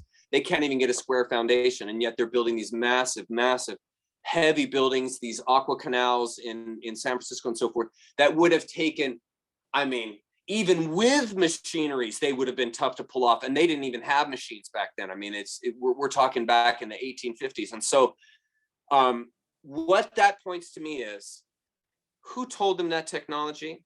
Who's actually building those buildings? Because concrete and rebar really didn't come around until the 20th century. And those buildings would require that in order to be the structures that they are. I mean, it doesn't make sense. And so, to me, I don't think there's a direct answer other than the testimonies that we've gotten from people who have experienced those kind of things and who people have seen that kind of thing. I do think there is an alien presence. I don't think we're alone. And I do think that has influenced people, human beings. And I think they really hinged on that Dominator philosophy that was in people. And I think in many ways we were infiltrated, and the world was basically turned into a farm. And I think that Lash is simply one of the commodities that comes out of the farm. And it's a commodity that's in the spiritual, etheric realm that these beings, these creatures, whatever they are, whether they're aliens, whether they're actual aliens and demons, I don't know. I don't know if anybody could know that. But the effect is still there. What is happening is still physically happening. And I do absolutely believe that when a person passes away, a spirit comes out of the body. I think that is what is animating the body. They say, I think the body weighs 30 grams less the moment after death. And I think that 30 grams is that essence that is coming out of you. And that's the life, that's the spark, that's the consciousness. And the question is, and I mean, there are morbid stories about this, and I won't get into them, but the question is, can that be captured? Can these other dimensional beings, see, life in many ways has sort of this wake, and you carry with you, I think, when you die, you carry this wake of energy that you have built over the course of your life. So if you have built this wake of energy that is full of positivity and emergence and expansion, that doesn't stop when you die. Like you're going to carry that resonation on into whatever it is that happens when we die. And so it's extremely important to understand that the way that world works in many ways is outside of our cognizance. And it very well may be that we've been fed upon in that way. And I do believe that what is happening now in the world is supposed to, or is causing that to come to a stop, because it's arresting this whole aspect of society that has been existing, meaning that we've been a farm. And so as far as Lush is concerned, I think that is just simply the consumption of that essence. Now, I don't believe that essence can be destroyed. I don't believe that there's, it can be burned up or anything like that, that aspect of consciousness. But I think it can be manipulated in the same way that we are materialistically and mentally manipulated. I think that these patterns are consistent. Nature doesn't have like a certain way it acts in this pattern, and then another way. These things all are interlaced and interact.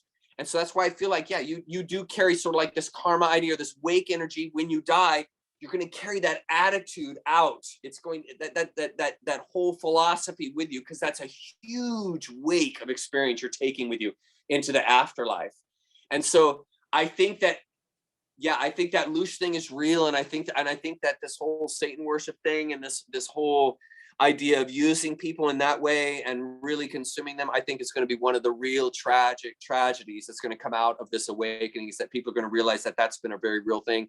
And it's been really horrific and horrible. And thank goodness it's all coming to a stop. Thank goodness that they are arresting that stuff and getting it put under control, and so that it won't keep happening. No, that makes a lot of sense. I mean, especially the Lush and how you went into the adrenochrome similarity of the constant panic and fear induced. I think that's it's pretty real. Much that's what we're getting 24/7. And yes, they want our attention, no matter how we express it. It doesn't matter. They want it. And that was a realization I had, because I've been like outing this woman who you actually, I can't say she's a Luciferian for certain. She has very deep familial background to a lot of these deeper, I don't know. The point is, when I listened to your video, you talked about the seed of Satan theory that they believe about, that Cain and Abel, one was the devil's, one was. That's right. So she's actually shared that belief before, along with a lot of other like similar things. And it kind of connected a dot for me that I was just like, whoa, okay. But lately I've been, in the last couple of months, we've been kind of like speaking out against her. There's a lot of us who found a new space, and we have an exodus. And it occurred to me last night, like, it's all energy given. I mean, you know what I mean? It's like, it's almost like they want you to talk about them, whether it's negative or good. Because I notice when I start to pull away, she'll bring me up so that I'm there defending myself, kind of a thing. And I was just like, that's what I was saying to my friend this morning who asked that question, almost like they just want you to feed off of them. It's like, what if we just left? What if we were just like, peace? You know what I mean? So I think there's something to the Lush. It's a constant, and you could feel it. You could feel it when you're emitting it, Well, yeah, it's based on adrenaline. You'll often feel it if you're in a situation where something happens that's really rough. I would feel it. Like I used to work in sound, and if I had a singer that was singing on stage and we were doing a set, the mic, if her mic died or his mic died right in the middle of the set in the concert, I mean, you would get this sick feeling that would come over you because immediately, you know, everything has come to a stop. That has to be solved immediately. And that sick feeling, that adrenaline rush, I'm not an adrenaline freak, but that some people like it, but it's that feeling that comes into you. I think that's part of that presence. I think that's part of that deep-seated fear, that deep-seated inner pain and so forth that erupts immediately when we go through something that's horrific like that. But I wanted to make mention of the Eden story that I mentioned in the Luciferian video. In my opinion, the entire Eden story is a metaphor. It's a metaphor of the infiltration of humanity. It's a metaphor. I don't particularly believe that like Satan is having sex with Eve, that Adam is having sex with Eve. Like that's how all, I think these are all metaphors, and they're showing a larger picture, and they're simply describing it in a materialistic way that you and I can understand, but it's pointing to a larger perspective, which is the birthing of consciousness in the universe. And so there's good and evil in this consciousness. And so good and evil is part and parcel to this emergence, which is the human being. And so the Eden story is telling a metaphor in the sense of that the consciousness of the person can be steered in such a way that you'll build a society and planet like we have. In other words, it can become anything. It's like a baby that's born as a native in the jungle will readily adapt to that life and grow into it and be fine. A baby born in the European tradition and exalted as a king or whatever, they'll adapt to that life. The baby will form whatever, you know, happens. And it's the exact same thing in the patterns with nature. And so to understand these things have to be amalgamated. I lost my train of thought. The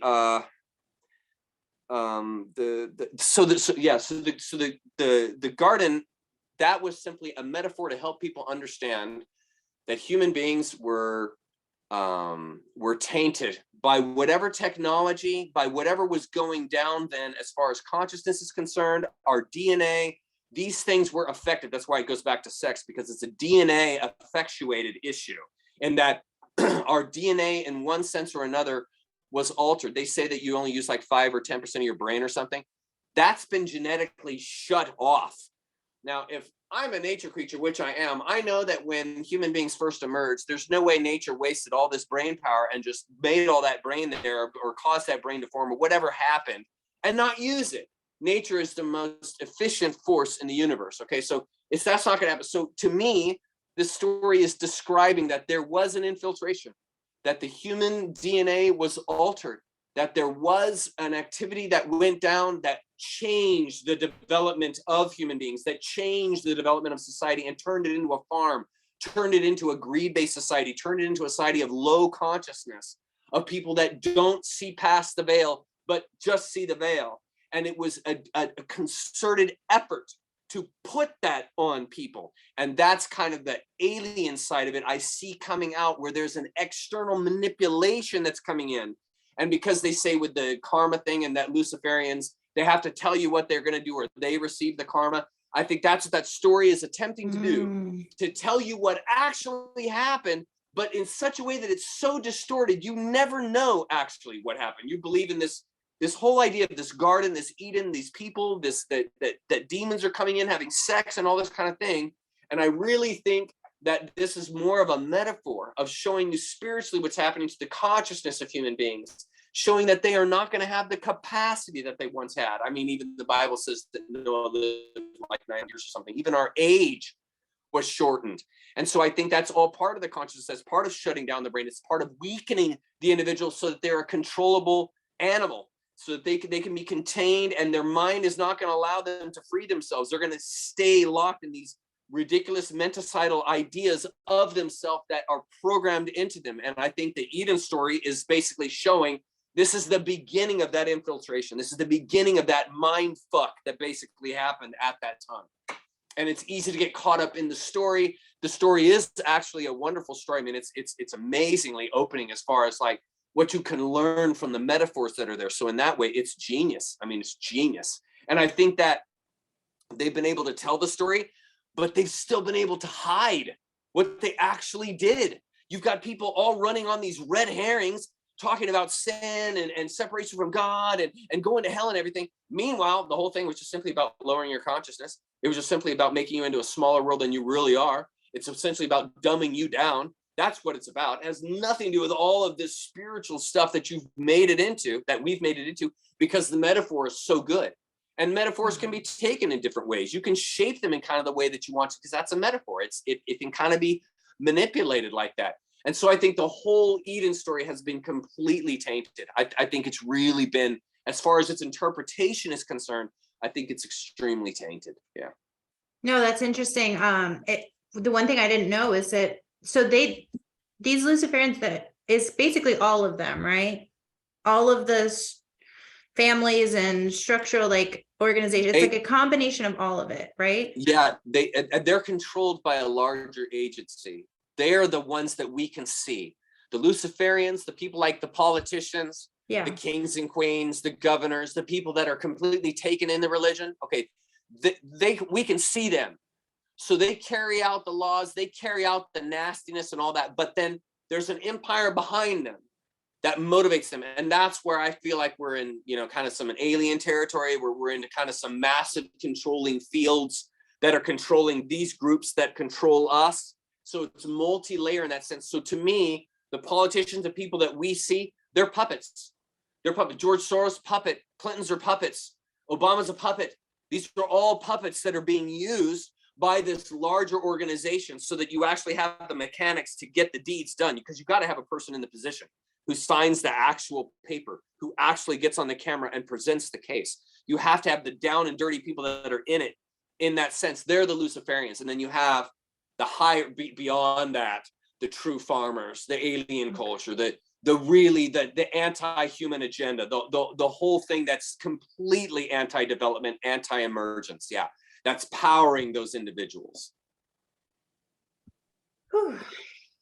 It's an incredible amount of thought out over centuries and centuries and centuries in order to keep people controlled. And it also, what the other message I get from it is how powerful we truly are, that they would have to go to such great lengths. Yes. Bam. That's it, Ashley. Bam.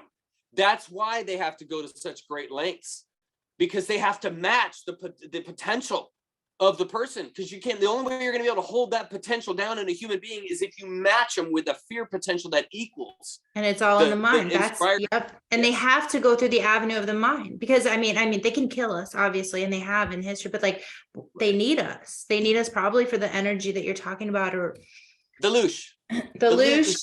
Well, and also the work, the slave labor, everything. Like Yes, to actually have the planet functioning, to actually have a society, to actually have skyscrapers and buildings and produce. I mean, you got to have a working society to do that. So if you want these animals that you're farming to be happy enough to survive and keep going and develop, you got to let them do a little bit of that, but it's always contained and controlled. I mean, look at what they did with Tesla's work.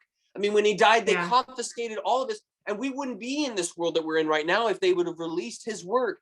There's a concerted effort to keep us down. There's a concerted, hard effort to contain the consciousness of people, because it's not easy to contain the consciousness of a human being. Yeah, it takes work. It's incredible. Okay, one more question from a friend. Let's see here. This is from a friend's husband. She said, he said, I just listened to your book, Elucidating Christianity. The book conjures many questions, but this is the one I've chosen to toss your way. Have you come to a conclusion concerning the reality of God and Jesus actually being the Son in the physical realm?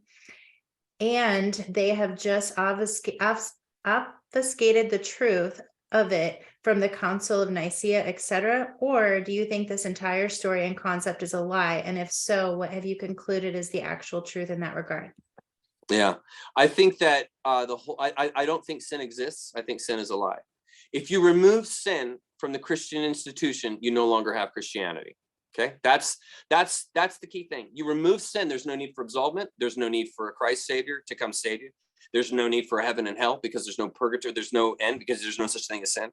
So when you the key thing to understanding the book is realizing that sin doesn't exist. And when you realize that sin doesn't exist, you then understand the psychology of sin, which causes you to think things like, how do I come back and equate my reality to the Christian reality?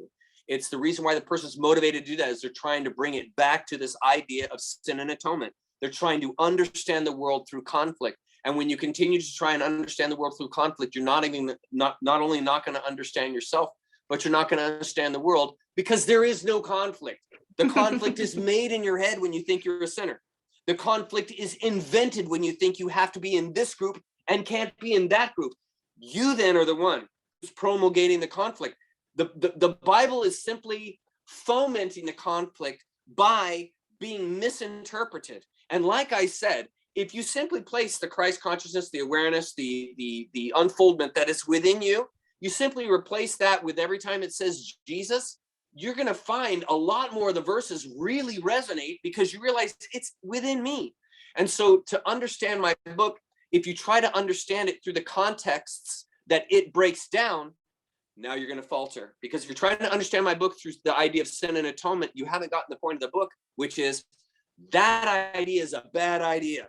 And if you integrate that idea into your life, this is the fallout, the psychological fallout that you will experience with that bad idea. So if you try to understand my book from the Christian context, meaning sin still exists, atonement is still needed, my book is just going to go over your head, because you won't realize it's pointing to the psychology that happens when you think you're a sinner.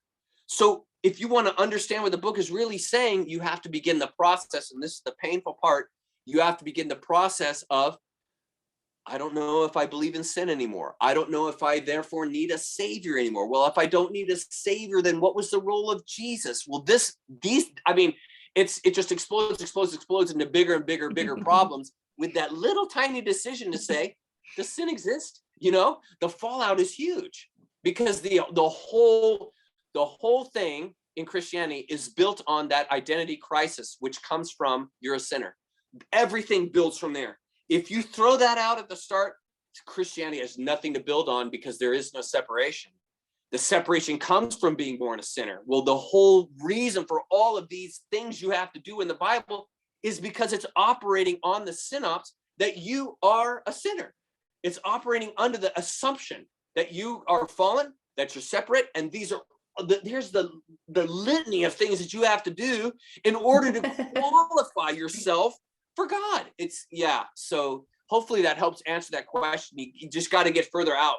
To understand it, he's going to have to get further away from these baselines that I had integrated myself. I'm a sinner. The world is fallen. It has to be fixed.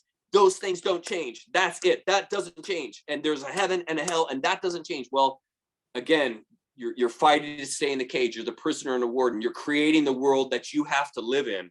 And so you warden that world by keeping the world that small, and then you're the prisoner because you're at that small mind. You can't see out of that world. And that's a lot of times where those questions come from, as a person who's trying to see outside the world that they're forcing themselves to be in. It's a philosophical question. You got to go deeper with it to understand. But the point is, if he can loose from the idea of being a sinner, he's well on his way. It'll all begin to make sense when you no longer have to have that atonement. Yeah. No, that's beautiful. I think, like you said, there's that one thing you pull that thread and the whole thing just falls apart. And for me, it was the idea of you're a sinner. Like, that's what, that was huge. And when I started to say to myself, you're not broken, I was like, well, you don't need a savior. I believe that in every aspect of life, except for in this one thing. It's like, no, it's a really beautiful process. So I want to ask one real quick question that I wanted to ask in the beginning, and I forgot, as we're winding down. When you went through this crazy life transition, what was it like in your marriage? Because I assume that you guys met through the church lens or in the church lens. Yeah. Because it sounds like you and Jenny, right, have an incredible relationship. So what was it like for her? That's such a great question, Ashley, because I hear from people who it's one side. And I've heard people that have gotten divorced over it because their partner's just like, I'm not going to be unequally yoked with you. If you're going to walk away from Christianity, there's nothing there. Okay. I'm very fortunate in that Jenny is an outlaw. In other words, she doesn't follow the rules. Jenny has her own ideas. She is not a follower. Jenny she's going to set the course. And so thankfully, when it kind of all began to come out when I had cancer. Jenny, at that time, when I had cancer, I was still working at the church. We were still hardcore Christians. Jenny was still Christian. And I remember one afternoon, I brought home the book, DMT, The Spirit Molecule. I think it's by Richard Strauss or something like that, Straussman, something like that. And it basically talks about the psychoactive ingredient that is inside ayahuasca, which is DMT, dimethyltryptamine. And it's a book that begins to show you that there's a larger reality than the reality that you're in. And this initially brought Jenny a bit of anxiety. Because she saw DMT as like, okay, it's this illicit drug, and you're bringing drug books home now, and you're thinking these drug ideas, and that kind of gave her some anxiety. But it really worked out, because as time went on, and as I explained to her how, I thought it was breaking down, and how Christianity was breaking down in me, she really was able to hear that, because of this outlaw side of her, this side of her that's not willing to follow the rules. So when I came along breaking the rules, saying, I don't think there's sin, Jenny. I don't think like this atonement thing. I mean, I don't know. And she was willing to feel that. She didn't see or hear that and get afraid, like, oh my God. Like she was, after a little bit of an initiation, after I'd say about 6 months to a year, she really became more receptive to it. And I didn't demand it on her. I wasn't like, we're leaving Christianity, we're getting the heck out of here. I mean, I left it with my kids what they wanted to do. I left it with my wife what they wanted to do. I have no problem being with kids or a wife that are Christian or that claim Christianity. That's fine. I don't have an issue. I really believe in live and let live. So it didn't cause me an anxiety or issue that she was resistant to it initially. And then it just worked out. And eventually she really began to see my points. And when I finished the book, I mean, it really helped her understand I'm not an atheist. I'm not trying to get rid of God. I'm not, because the Christian thinks if you don't have Christianity, you don't have God. I'm not trying to prove there isn't a God. In fact, in our conversation here, I've really shown that I really believe there is a deeper force, a deeper principle, a higher reality, an ultimate reality that is part and parcel of all of this. So I'm not trying to run or get away from that. And so it really works out with me and Jen, because she really has a stronger spiritual side than I do. She's much more, she's into a little bit more of the astrology stuff than I am. I understand the tarot card stuff. I've done a little bit of that. We could do a whole interview on my life cards for tarot. And then we have some interactions a little bit more on the ethereal side, which is where Jenny really comes from. I'm more practical, hands-on, give me the science and psychology for this and I'll tear it apart. Whereas she's more feeling oriented, kind of, what does this resonate with me? And if it doesn't, I'm really not into it, kind of a thing. She's not as concerned about like the facts or the thing. I'm not saying that she believes in non-factual stuff. It's just like, she's completely fine with stuff that's outside things that you can't put into a factual box.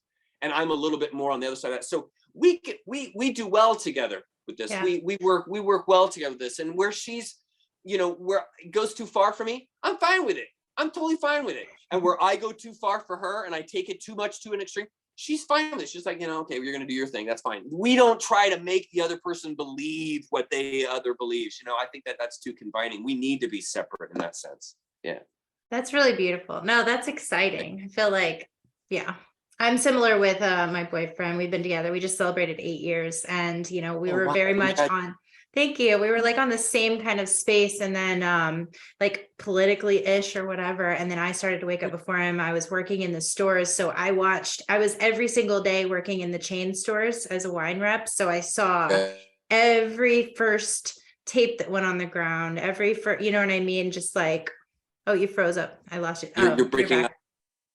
Hold on. There we Internet connection is unstable. Is that better? Well, yeah, it's fine. It's in and out. It's teetering right now. Okay. But it's okay. We're about to finish up. So yeah, okay. We're about to finish. But I was watching it, so I felt it. I saw it. I was in it, and it took him, I'd say, about 3 or 4 months after me to kind of like see the gravity of what was going on in the world. But once he did, I was just so grateful because, like you said, I've seen couples split over 2020 and feeling very differently about things. So I'm very lucky to have that situation as well, where we can grow together. I'm so glad to hear that. Yeah, spirituality and politics typically don't mix. So yeah, that's great, you guys. We both changed completely at the same time, but like simultaneously. It was like so beautiful. But that's so I'm going to read my favorite quote.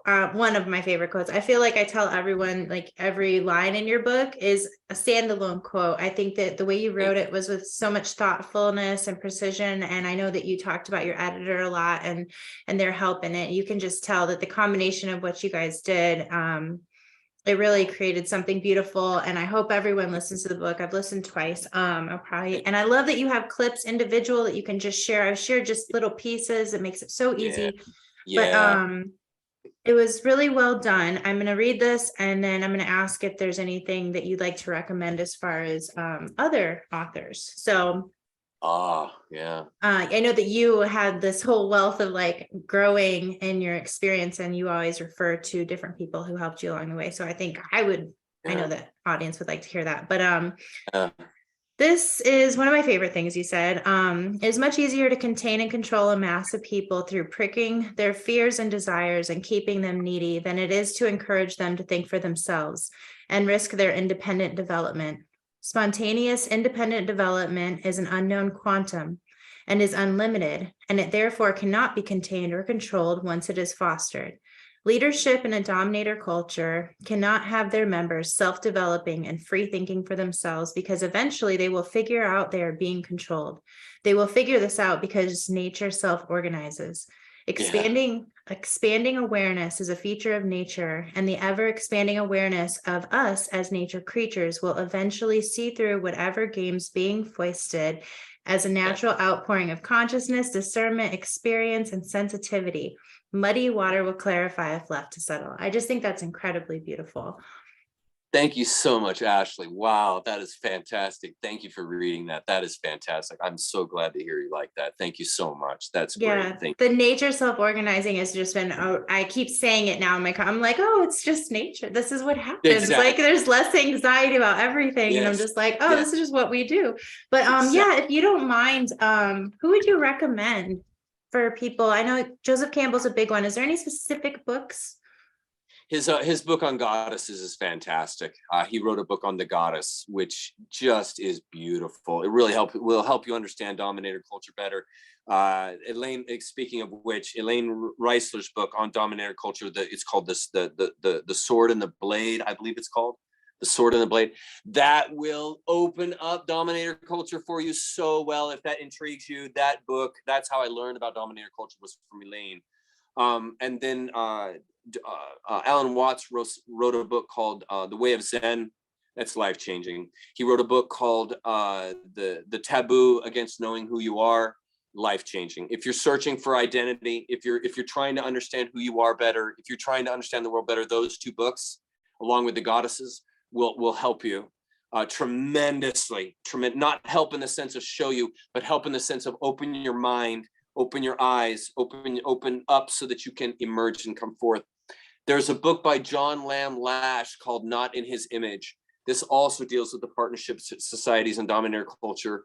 And then he also gives a wonderful elucidation of the beginning of dominator culture. The beginning of his book he talks about the death of, it was the gal that worked under the gentleman that invented calculus. Her name starts with an A. I can't remember her name, but anyway, he talked about the death of her and how she was killed by religious zealots, and she was the last true sort of person who could advance science as well as the spiritual realm. She could combine these two things, and the Hypatia, that's her name. The murder of Hypatia is how he opens the book, and it really is startling because you realize when a person takes these absolutes to extremes, this is what happens. You begin to start thinking that person shouldn't even be alive because they're not believing right.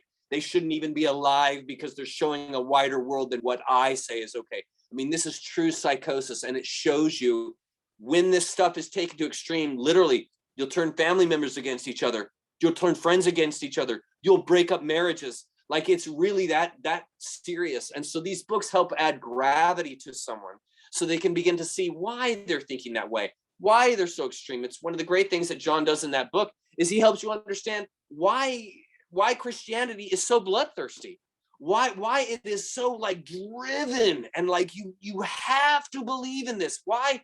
What would cause people to be like that? Because as a person who talks about spiritual things, I never say to somebody, you have to believe it this way. You have to see it. If you don't see it this way, you're totally wrong. I always look at it as, hey, I'm really passionate about seeing it this way, but you're welcome to see it any way you want. And it's not going to affect the way I think about you, what I think about you at all, because I love you as a human being. That's why my videos, when I talk about Christianity, there's no hate there. I don't hate these people. I'm not looking out for a vendetta against them. I actually have compassion for them and love them and want them to see a bigger world than what their religion is offering them. So anyways, those books will help with that. And then of course the DMT spirit module, the spirit molecule is also just a great work in our beginning to understand these really effective natural drugs that help people break out of their asylum, their mental asylum. If there's anything that one of the greatest things a person can do, I can't say I recommend it, but one of the greatest things I ever did personally was I took mushrooms, and it really helps break down these thought patterns you get set in, because it's like a path through a forest. Yeah. If you walk that path over and over and over again, it eventually you can see it easily, and your neurons are the same way with their pathways. When you have a thought process, it's hitting the same firing neurons. It's going down that path, and they get used to firing. And so that's why it's so hard neurologically to break a person out of an addiction, to break them out of a thought pattern, because those neurons have been always firing in the same path through the forest. Well, those drugs, namely ayahuasca, magic mushrooms, psilocybin, DMT, these things break up those paths. So a person, when they're in the state, they're like, wait a minute, I can actually contemplate the idea that Jesus doesn't exist, or that I'm not a sinner. I can actually contemplate that without any anxiety. And those drugs help you do that because they break down that thought pattern that's always been inside of you. So when you come out of that induced state, you're renewed, because your brain is now more open to free thought. It's more open to the idea of, you know what, I want a bigger context than a God that can't look upon evil. I actually want to have a God big enough that can look upon evil. I actually want an idea, a principle of spirituality that extends past the idea of in-groups and out-groups.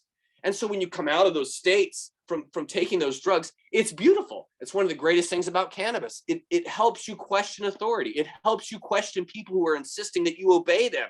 And it helps you use your discernment so that you can contemplate and patiently, because it puts you in that state, patiently think through your problems, patiently and methodically think through the issues that you're having. That's one of the greatest things about taking cannabis, is in the evening time, it helps you relax and contemplate your day. What can I learn from the day? What are the things that are giving me anxiety? And you're able to juggle these things around in your mind and work through them so that you're not fearful anymore, so that you don't have the anxiety. And that's why the controllers don't want you taking cannabis, because they know you're going to wake up if you keep taking it, because you won't obey anymore. You see how it works? It has nothing to do with your health. It has nothing to do with your remaining healthy or addiction. It's not addicting. These are all illusions put into people to keep them away from the answers, to keep them away from the solutions that will help them break out of the veil that they're underneath. So yeah, I'd recommend those books for breaking out of the veil for sure. No, that's exciting. And I back up everything you say about psychedelics. In 2019, I felt drawn to, I was isolated. My boyfriend was away for 8 months. And it was a really crazy time to go through dealing with loneliness and isolation in the middle of nowhere. And I decided, like I said, to go deeper into it. And I did mushrooms alone, a whole bunch. And it was one of the most, I feel that it was in preparation for 2020. It was like getting me completely ready. And now I don't even have any desire, but it's like I needed to. And the last few times I've taken them, it's almost like, why are you here? There's nothing here for you. Like, go live. And I know that, but there was a time where, oh my God, I remember there was something in my relationship where I was treating him in a way just subtly that was hurting him. And I laid on the couch once and he's on the other couch. and for 8 hours, I was shown how I was hurting him and how he felt with like I'm in tears as I'm seeing it, but there's so much love pouring in as it's happening. where I'm understanding, and it changed the entire dynamic of our relationship from that point on. I had the following morning, I just started bawling and apologizing and telling him how I understand it. He couldn't believe how much I it experienced restored us. Yeah. Cannabis saved my marriage. Seriously, Wow. magic mushrooms saved my marriage. I mean, seriously, I'm not saying that as a light thing. I'm dead serious. They do have profound effect on your mind. And since you live with your mind every day, when you can do things to it that are profound, because man, you're gonna expand that consciousness, and that makes you so much more empathetic to those around you, because you lose yourself. It's not that you kill your ego. It's not that, but that you bring out this empathy inside of you, so that you're not as self-concerned, but you're more concerned about these other things that you feel your heart drawing you to. Yep. And that's what's so beautiful about those drugs, is that they really help you become a more empathetic person, a more realized person, a person who's more accepting of the world as it is. So when pandemics and stuff, or fake pandemics, are brought in front of you, you're not reacting and going crazy. You're just working through it, and you're methodically thinking it through. And like, what are the real facts here that I need to know, so that I don't panic, so I don't freak out. And man, those drugs really help a person balance out in that sense. And you're exactly right. You know when it's time is over for them. Like McKenna used to say, he even said, he reached a point where you realize there's nothing more that there's going to teach me here anymore. I mean, I've really expanded my mind. I've opened up these channels that have been blocked, and I've really been served. And maybe the use will be something like once every 10 years or so. Yeah. Or a person might need it as a microdose. The point being, there's no attachment there. And when you feel your spirit saying you've had enough, walk away. Because there's no addiction potential with mushrooms or cannabis. These things you can walk away from without any physiological effects. It doesn't happen at all. And really, that's what they're for. They're for being used when you need them, as you need them. If you need them as a daily tonic, great. If you do better doing them once a year, great. If you do better doing them once in your life, that might be enough for you. And that's totally fine. It goes back to Lucidus Lucius, when they used to do the awakening ceremonies in ancient Greece. Mm-hmm. When they would take the kekion, the ayahuasca-like substance, they would drink it amidst the community. And this was communal. It tied these people together, made them empathetic, made them want to have a partnership culture, this kind of thing. This was a therapy, a diet that was happening in society that really helped society remain humane. Yeah. And that's exactly why they took them away, because they don't want people humane. They don't want people acting in humane ways.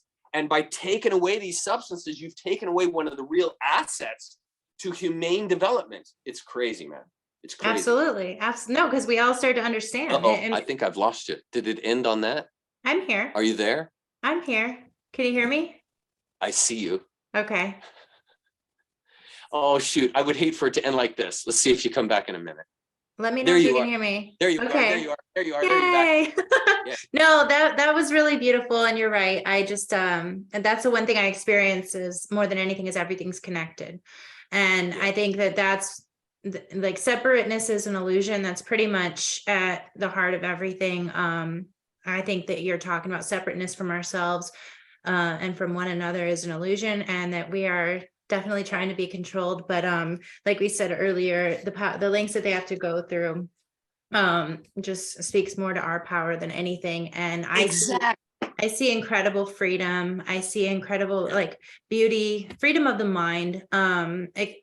The creative exploration of life for fun is something that I see it needs to be coming back into play, where even with all this stuff going on in the world, it's so horrible and crazy, know that this is just one of many times like this, and we can have the audacity to have joy in the midst, and yes, to fight for what's right. I don't even like the word fight, because it's not even a resistance, but just but to put our energy in places where we believe we can change it for the better, and in the midst, enjoy it. Don't like this idea that, oh, we're in a spiritual war, we're always in a war, and I'm like, are we in a war? Because I don't think it is. And if you can, one thing your book has helped me do, and all of your videos, is to help me stop saying things like we're in a war, stop looking at the world through a state of conflict. And I appreciate it very much. Like, I would just, anything that you'd like to share in our final notes, I appreciate you so much coming on.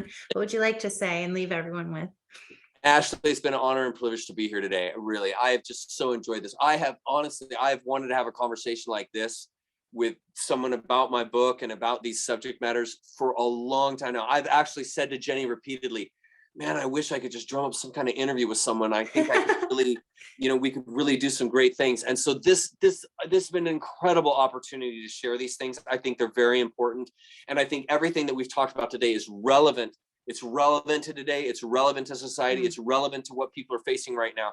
And I mean, I can't add to that. It's been fantastic. I've so enjoyed and loved this. This has been great. I totally want to do it again down the road. Me someday, too, absolutely. Sure. I was going to say we could talk for like 20 hours. So like we'll definitely check back in the future. And everybody go read Chuck's book. Thank you so much for sharing yourself so openly with the world and the way you do it courageously. It's a better place because you're in it. So thank you, Ashley. Thank you. Thank you. All right. Bye. Bye.